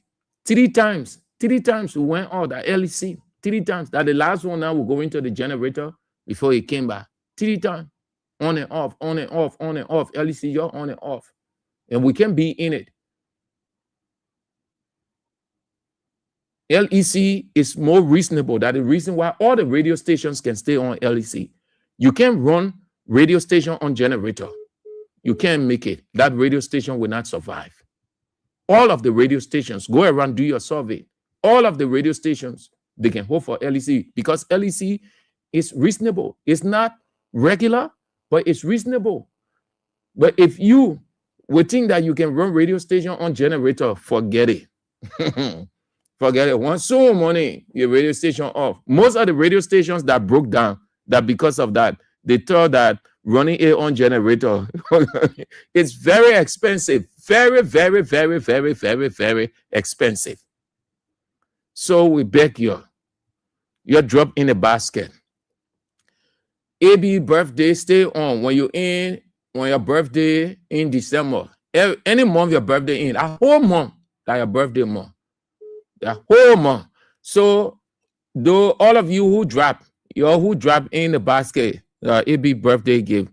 Your thank you. We appreciate it. Those who have not, you can drop there. We really need you. We really need technical and financial support. Honestly, let me be honest with you. We're going into a tough year. We know exactly what it's going to be. We're not brag anything yet. We're not pretend with anything. It's going to be tough. It's going to be hard. But we are ready for it. But we need you to help us. We don't need you to burden us. We need you to help us. Our partners, they try to. We are giving out more and they're helping us somewhere. That hour, your library, radio entertainment, your also King's Cash giveaway. So we got to be talking, then we can get small things from that too. Because it's not easy. It's not easy. So you got to understand it that way. I'm not saying that your request is irrational or not good, but you have to look at the station too. It's not easy. It's burdensome to manage radio station in this country. If you must stand strong, if you should be on the air all the time, then you must identify with government. That's why you see most of the radio stations, they promote the government because the government send money there. The government send advertisement there. Government officials on the ground, they send things in there. The high looking. So when you hear radio station, oh, His Excellency Joseph Yema Boaka, which on radio you don't the president, when you hear all of the promotional things, because they want their money going there. They got to buy all the LRB. When you identify with the power that be, forget it. Your radio station finish. Your newspaper finish. And you can see in the newspaper, you see those tap ads there. Call advertisement. You where they coming from, government? Let's just take a few calls, man, and then we go home. So we beg you, you help us. Hello. Yeah. Hey, lower the radio, chief. Lower the radio, my ear. Yeah, my radio is off. No, it's not off. I'm hearing that sound. Somebody knocking something. Sorry, door. Yeah, but move away from the door. Maybe the door wants to call you. All right. Thank you. My name is Joe, calling from Lower Manjiri. My attention has been drawn to the International Code of Go International. Yeah, the ICC. Hello? The ICC. The ICC. This exactly my dear brother. For me, this would not. I hate them personally as a human being, but I hate their cause. Because we still in that modern slavery. They still treating us like people that don't know their right. When Benjamin Nano Natiyahu or whatever he called himself was doing that thing to the people in that place there, the Arab people, the ICC went in talking about they wanted to put sanction on him. America say when they try, they will sanction the whole leadership of the ICC. So tell me now, then why must only be black people, our Papa Chapter is sitting down there with no reason? The lawyer that was sent there to defend the man, he made him back and said I think he was just playing and or SYC and that. But I don't know, people say me actually they were people, but most of our leaders when they can be too much for them. Look at the conduct our president saying I'm gonna not from yes sir. Tell them what they appear there full slap on that head. Thank you, man. Yeah, chief. The people breaking away, African, look at the irony. They're breaking away from ECOWAS, but they can't break away from the International Criminal Court. They're breaking away from ECOWAS. African governments leaving ECOWAS, but they can't break away from the International Criminal Court. Does that make sense? Hello. Good afternoon, Andrew. Good afternoon. And this is the Come Up with Chairman and Peter Star, joining from Oakland, the Shufo. Andrew, I am now, disagreeing to stay, but I want to aid the conversation. That court has convicted 2 white people. Yeah, that's what I said. I'm not aware. When you are aware, you know anything, then you can share it. That's education. We're exchanging knowledge. Yeah. Slavadan Milosevic of Serbia, and then Guteke of Philippines. But here is the dramatic, ironical part of the whole stuff. Those are guys who were like against the view and idea of the West. So for them, it was just easy for them to go for them. They were not an ally. But interestingly, the same reason for which Milosevic was, convicted, they say in Sarajevo he came Muslim boys and men. But then we see the same thing happening in the Arab war in between Palestine and Israel. We see Netanyahu did the same thing even on an industrial scale, and nothing happened to him. Today we see Donald Trump. He's like, bumping people around Cuba. He said he declared war against Jaws. Now the same thing Buteta did. Buteta in Philippines, he said you're fighting Jaws. He declared war on Jaws. And you're grabbing a victim. So these people, they are just, your argument is, it's guaranteed. They are biased. Certain group, they go for you in their interest. But when you're in their interest, you're operating, you operate with their cover. But quickly, Mr. Andrew, as I drop the line, let me just get you breaking news, please. I just came from one of the area it happened. 9 guys died yesterday from spark and die in Tuboro or Gray. I just passed on one of the victims where the parents are. I saw the place myself. They showed me, they shared a photo with me. When you are not in Jaws, when you go in Jaws, they body everything. So 9 persons died from Tuboro last night on spark and die. How do you know? How did you arrive at the number? Did the community members say 9 persons? Exactly. I just had a conversation. I said I came here. I'm staying in a community. There's a community called City Community here. When you go to ABC school, Alexander B. Cummings School, when you get past there, there's a bridge, a little community bridge. We cross right there. One of the victims who died, people right there. I'm right in the vicinity. I just kept a conversation. They said they were 9. You saw the 9 bodies or one of the bodies? I've just seen one that I can confirm, but they said they were 9. But I've seen one person. I saw the photo. I saw the parent. They said the parent soon the money. It happened yesterday, but the body slept on the porch, on the mattress on the porch, and then they buried just today. Did they say what you are saying, that spark and die, they took in drug? Is that what the community members say? It is the view of the community. In fact, not just community, but close relative. It is the view. Close relative that they took in Jaws, but then they said that spark and die. They said the guy used to take kush. But then when he went for the kush, according to what they can do in the Jaws war, when the particular Jaws is near King for is not there, you can swap another one. So he didn't go for spark and die, but then he went for kush was not available. So what the guy did, he still had money going. He decided to swap and give him spark and die. So all of them, they were swap done, and then all 9 of them they were affected by this swapping. So that is the situation. I'm clear on it. I saw one of the victims. I came to the family yet. Yes, but they said they are 9. I haven't seen about the rest of the 8. So I saw one that I can confirm. I saw a body photo, and the family just came from burying. They having a repast, people eating right here. What did they say? What did they say of the 8? Since you saw one, what did they say of the 8? What happened? They buried them already? Did they tell you that they've already buried them? I was not specific on that, but maybe I can, we can assume that it happened, but they gave me information that 8 other persons were affected, dead, besides the one that I saw. Okay. What they say, but I was not specific to ask question as to where they have been buried. All right, Chief. Thank you so much. Thank you. Okay, all right, Mr. Andrews, you're welcome. Rita, yeah, Rita, that is, Rita is interesting. Exactly, Rita. Yes. ICC is the International Criminal Court, the African Leaders Court. International Criminal Court where?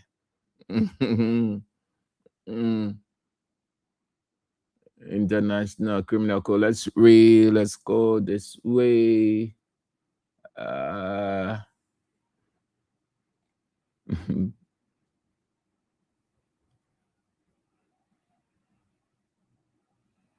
Jeng Mabor said he allowed the lies from them, from the then opposition to set himself on fire. In reference to Archie Pompon. Okay. And Tano Samson said why he went in the street. No, he said he did not go in the street. He set himself on fire. Was it at the Capitol building? Yes, Capitol building. There were two, Charles Brown. Charles Brown went under the car, and Charles Brown said he was not leaving or moving from under the car until the former pro tem, Abochie, comes and drive over him. He said, let Abochie kill me. Let Abochie kill me. I'm not moving from under the car. I think Archie Pompon set himself ablaze before Charles Brown went under the car, or it was Charles Brown that went under the car before Archie Pompon. But Archie Pompon situation got serious, very serious. Yeah. On UP, McBorough say UP believes in stagnation, and that is why she can improve anything in our country.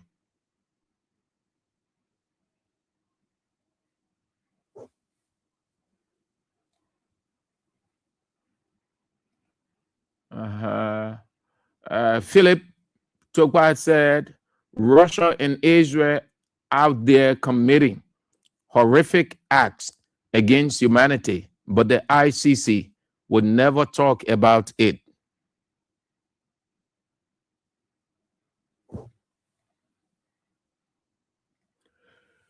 Okay. So that's it. Where do we go next? Where do we go next? Where is my guy? Where is my guy? Let's go there. Then, next year going to be very tough. The future is unknown. The festive season is on.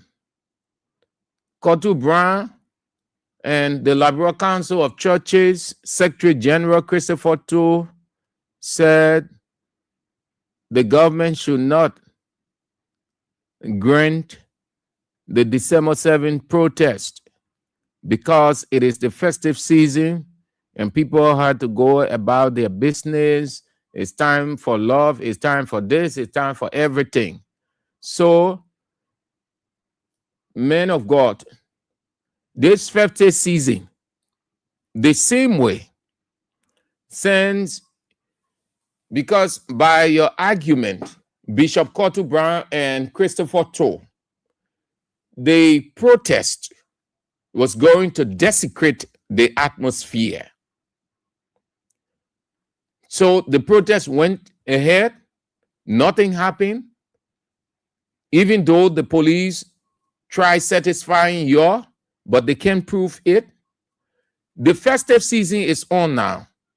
So you preach the same way that this festive season, nothing, everybody should behave normally, no immorality, no loose, extravagant, none of those things.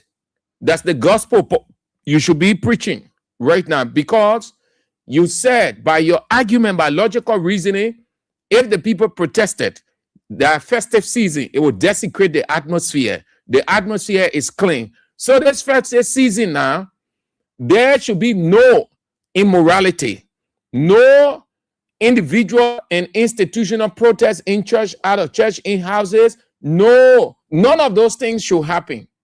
You should wash the atmosphere.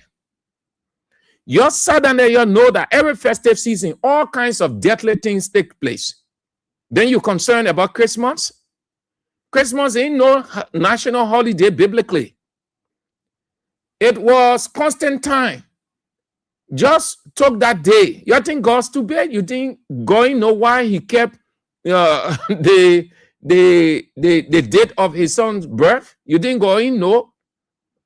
But that is, he kept it as a mystery. How many persons, how many biblical characters you see in the Bible, they gave their birth date? Only few. It's on historical line. Birth has got nothing to do with the atmosphere. You Christian, then you do what God said you should do. Jesus Christ, everybody say the Christians. But look at society. Look in the church. Look in the church, say you're concerned about festive season. Look in the church. You have women entering the church practically naked. You have men in extravagant act. You have all kinds of things happening all over.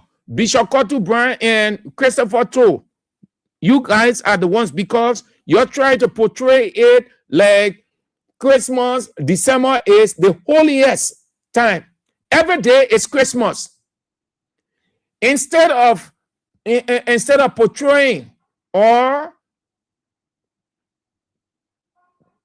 characterizing it as the most holy time, talk about people conduct, people attitude. Look what's going to happen on the very Christmas day that you consider Jesus' birthday. Who going to be in all of those loose and extravagant stuff? Who going to pollute, desecrate the atmosphere to the core? Not the very people called Christians. Who going to invalidate Jesus Christ? Who going to invalidate his birthday? Who going to discard the essence of the day or the month that you claim to be festive? The very Christians. Sometimes as religious leaders, you just don't talk into certain things.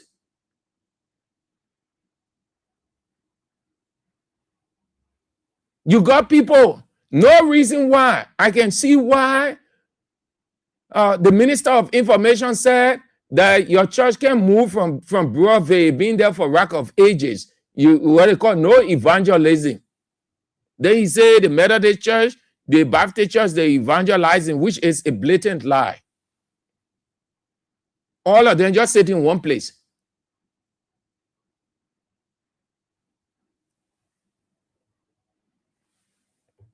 Where's my guy? Let's have this break. We are not. Neither must you allow anybody to make you think stupid, that you are stupid. Martin Luther King said, do not allow anyone to make you feel that you do not count. You must believe in yourself, that you are somebody, that you are significant, that you are resourceful, and you must walk the streets of life every day with a sense of dignity and a sense of somebodyness. If you make other people to think that you are stupid, they will use you. They will toss you to and fro. You will be valueless in their eyes. And that is the condition with the people of District 13 Iron Factory. Seti brothers saw and still see stupidity in them and use them with stupidity by chunking few bags of rice to them and say, you people, black slaves, peasants, downtrodden, you can have it and eat. Whatever happened to you people, if you people die, no problem. Your children die, no problem. Our children are in good condition, living in good house. You people are peasants. You people are slaves.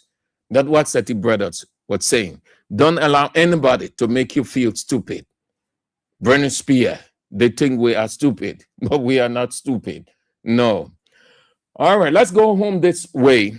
We are returned to the president, say 2029. We've not talked about that because we've been having a couple of things in between, but we still talk about it. Not under the context or the caption, we are returned to the presidency 2029.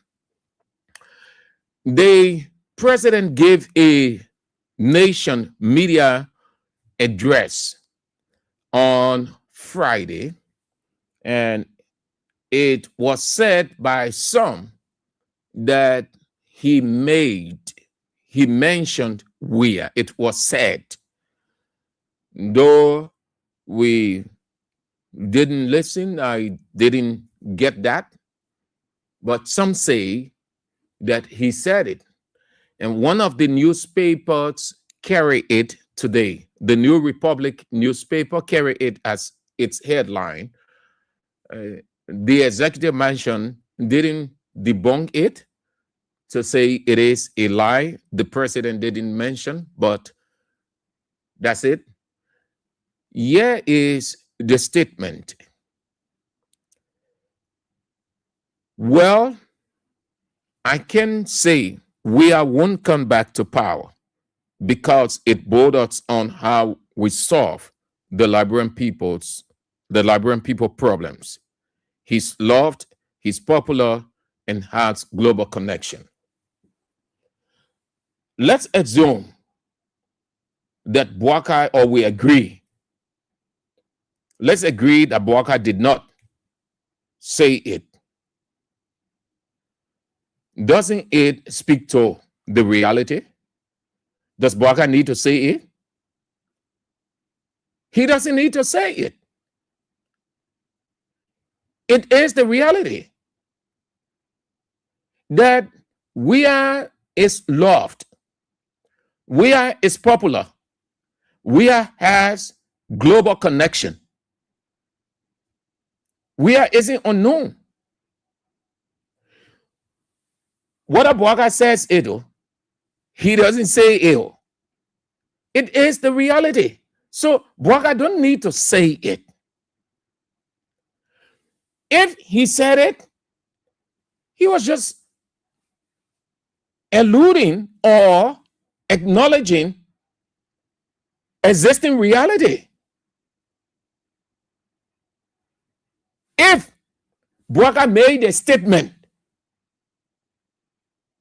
it wasn't a news. Boakai was not making a news because it is the old news of substance and worth. Meaning everybody knows. Everybody knows. So assume Boakai said it. Boakai was making no news. That is the reality. Also, if Boakai did not say it, it is still the reality. If the statement was ascribed to Joseph Yima Boakai, it is still the reality. George Weah is popular. George Weah is loved. George Weah has global connection. George Weah is a global icon. George Weah is the most popular man in Liberia. George Weah commands between 75 to 85% of the population of this country. So everybody who fantasizing or saying it's true, it's not true, they're just fantasizing. So appease themselves, make themselves some kind of way in terms of happiness. But that is the reality. That is the reality. If Boakai said it in his interview and it was suppressed, it doesn't make any difference. That is the reality. Boakai is unpopular. Weah is popular. Unity Party will have to do not 100%, but they have to do 2,000% to fend off any chance or chances of Weah coming back, which is practically impossible. Whether Boakai made a statement, Boakai did not make a statement, it doesn't change anything. Weah remains loved, by the people of Liberia and out of Liberia. We are remains popular, and we are will always be popular. We are is a magnet. We are is a humor magnet. We are is the humor magnet. George Weah is a humor magnet. Just we are in his humanity. We are in himself as human being. He is a magnet by his creation. That's how God created him. That's who he is. Then take the politics, take the political side, and attach it to an already existing magnet. What do you have? Stratospheric. We are globally is noon. We are global fame increases by the day.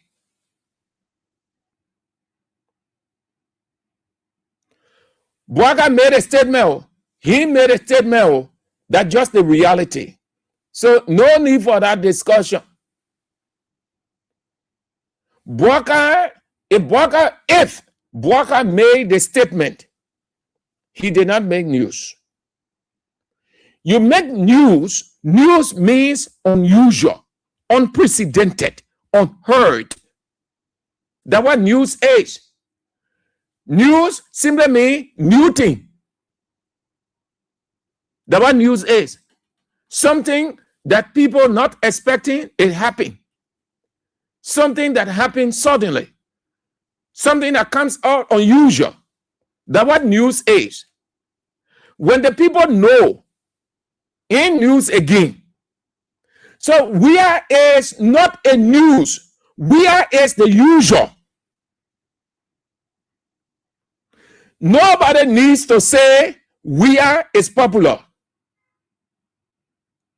We are has global connection, and the people will be exposed at that time to it. No. Yes, upon yes, can prove that. Living testimony that George Weah is globally popular. George Weah is domestically popular. George Weah is a global magnet. George Weah is a domestic magnet. George Weah is a global charismatic figure. George Weah is a domestic charismatic figure. This country knows. And nobody gives that testimony than Unity Party people. That is the reason they are going around and saying we are not coming back. I told you what that statement is. They're not saying it from the recesses of their heart. They're not saying it with self-conviction. They say it with fear because they know that the man is a political magnet. The man is a human magnet. The man is a charismatic character. The man is the most popular man in the Republic of Liberia. Joseph Yeman Boakai, president of Liberia and Unity Party stand-up bearer, don't need to say it. And nobody needs to say it. It is the usual. It is the existing usual. It is the existing normal. Nobody needs to say, everybody knows that. Whether Boakai says it or not, whether anybody says it or not, it is the usual.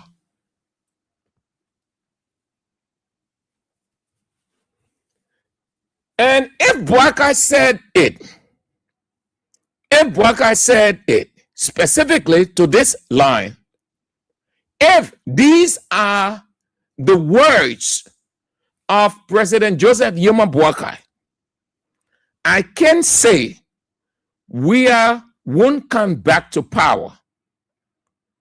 I can say we won't come back to power. It's a reference for or an admittance that there is every possibility of that. Put that statement into context if you are a reasoning person by logic. It is a reference. The person is telling you by the statement, there is every possibility for that to happen. In two ways. One, it is a foregone conclusion with the person, of the person, by the person himself. Meaning, nothing can stop George Weah. Only George Weah can stop George Weah. That's what it means. That's the first. Putting that in context. Nobody can stop George Weah. Only George Weah can stop George Weah. The second, putting this in context, Unity Party failure will add substance to an already possibility of a comeback for George Weah. And that is why they are rushing. And as they rush, they're getting almost everything wrong. If I will add the tear to this line from Joseph Yuma Boakai, well, I'm not saying it coming from the president, because people deny it. Some people say they never heard it, and it's not the president did not say it, but we just how do I say it? We're just giving it the hypothesis. We're taking it that way. The third part of this statement, if, well, I can say Weah won't come back. The third aspect of this statement is we must do something to stop this man. This man is Spartacus. This man is Hercules. This man is so strong. This man is so powerful. So we got to do everything to stop him. Because I see that if we don't do something, it becomes impossible to stop this man. That's the third part of this statement, putting it in its context. And that's why you see what you have seen. What you have seen. God made them to demonstrate it, to bring it outside. And you saw the guns, the new guns. Now, that just a tip of the iceberg. Why are they doing, why they have brought in new guns? Why they bringing in different kinds of guns? Why have they, we are told that they have trained and they stay training men. Why? Because of this one man. They're not doing it. Only this man, only this name. They are convinced. They speak to the reality. They know that this man is a false.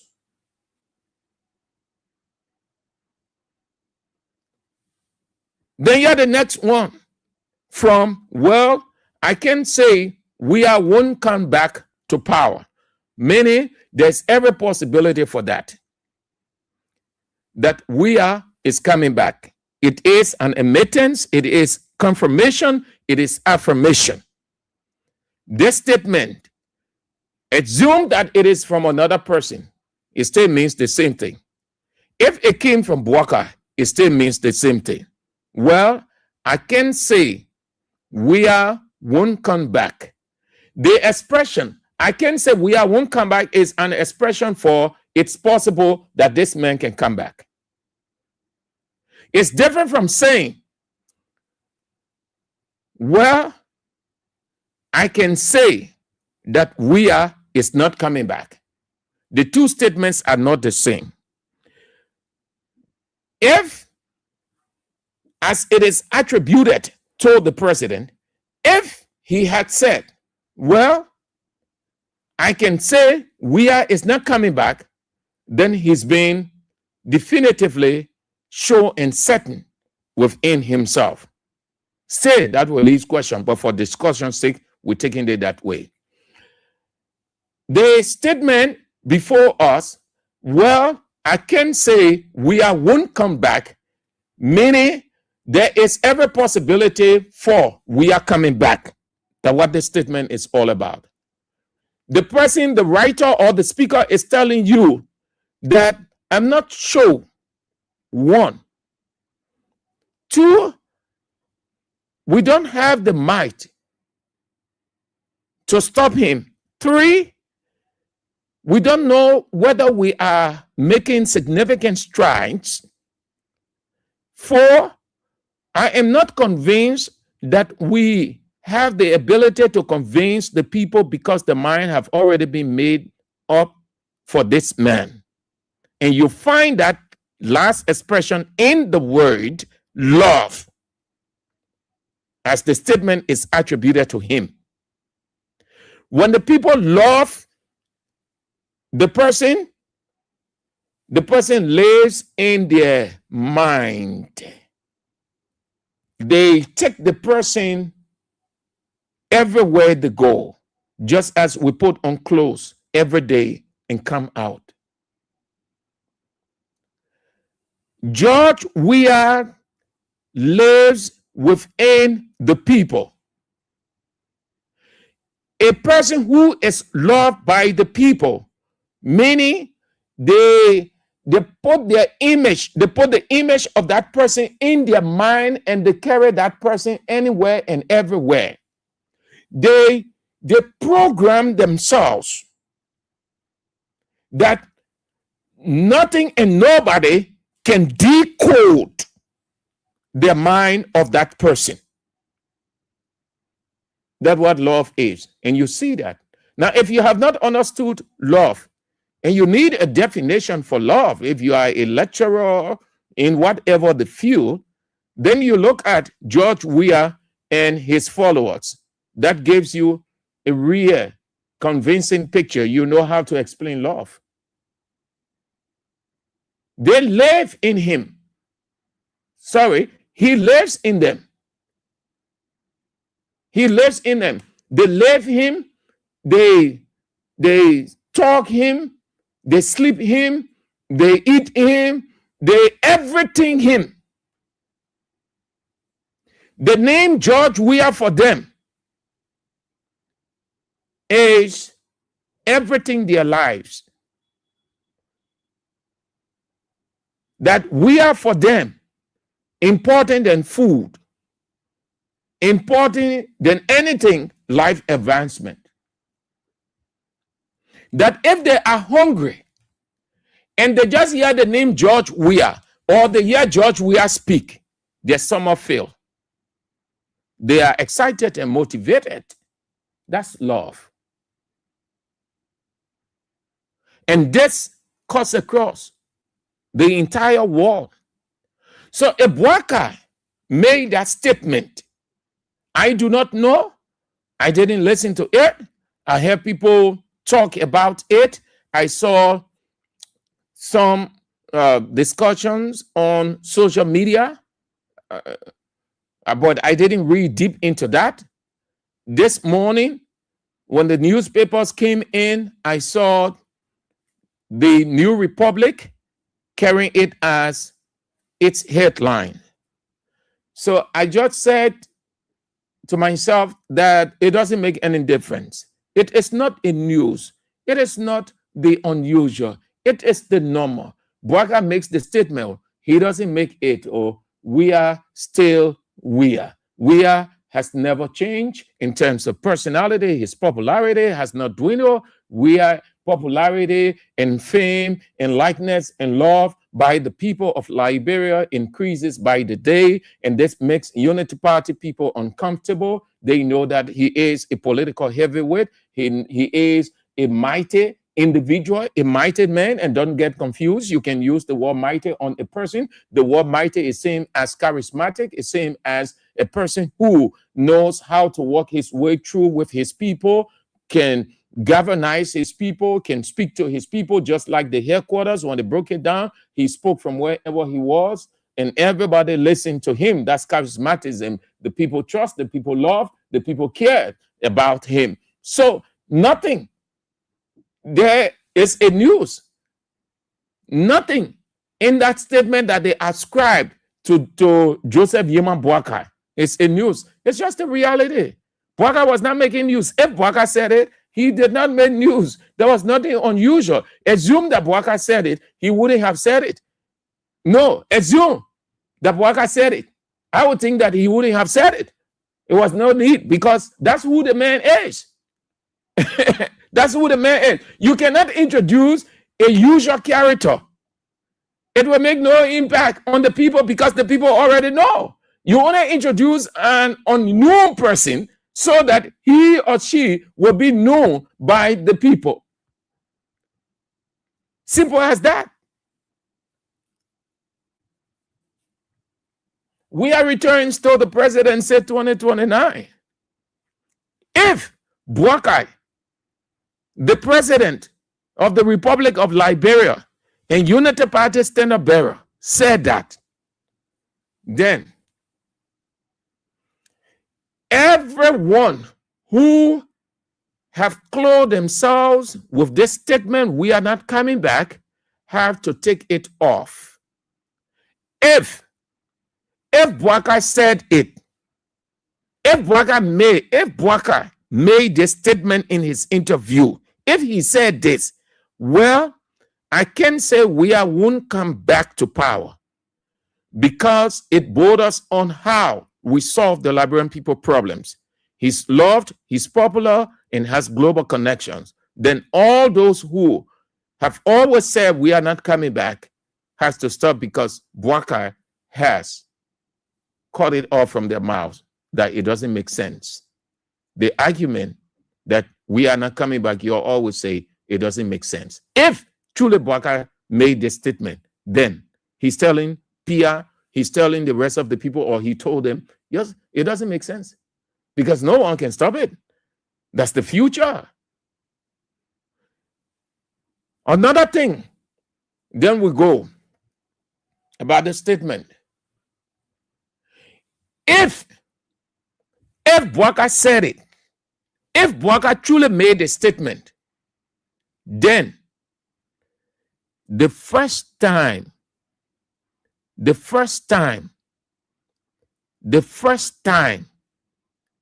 from the moment that he decided not to mention the name Wia, look at the years in between and mention it as it is attributed to him, the statement is attributed to him, he mentioned the name Wia, then you know what it means? That Boakai is clearing his guilt, his shame, and confirming that Wia has nothing against him. He only nursed hate, nurture hate, reverse. He nurtured hate. He rehearsed hate against Wia, and Wia have not developed any ill feelings against him. So he's clearing the guilt, the shame, the embarrassment of his soul. If the statement is attributed to him, well then, not the end news, that's just the reality. I see you. I see you. Your Unity Party people, you learn to post statement in context. That's the essence of the mind, reason. Yeah, I see you. The man is the most popular. The Boakai said it at news. I beg you, yeah. The news is on at 6 o'clock. Join us for that, please. And King's Newsroom. And then at 6:50, Isiaka Sharif and Josephine Pello Johnson, and with CDC Hour. And then at 8 o'clock, the birthday man, the journalist, the evangelist, the teacher, the light, the Anthony at law, Abraham, God sent Weah is in. We bless God Almighty for his protective covering upon his son and leading him into another milestone, another memorial with God's protection and blessings and providential care to celebrate his birthday. If God permits, we're back tomorrow.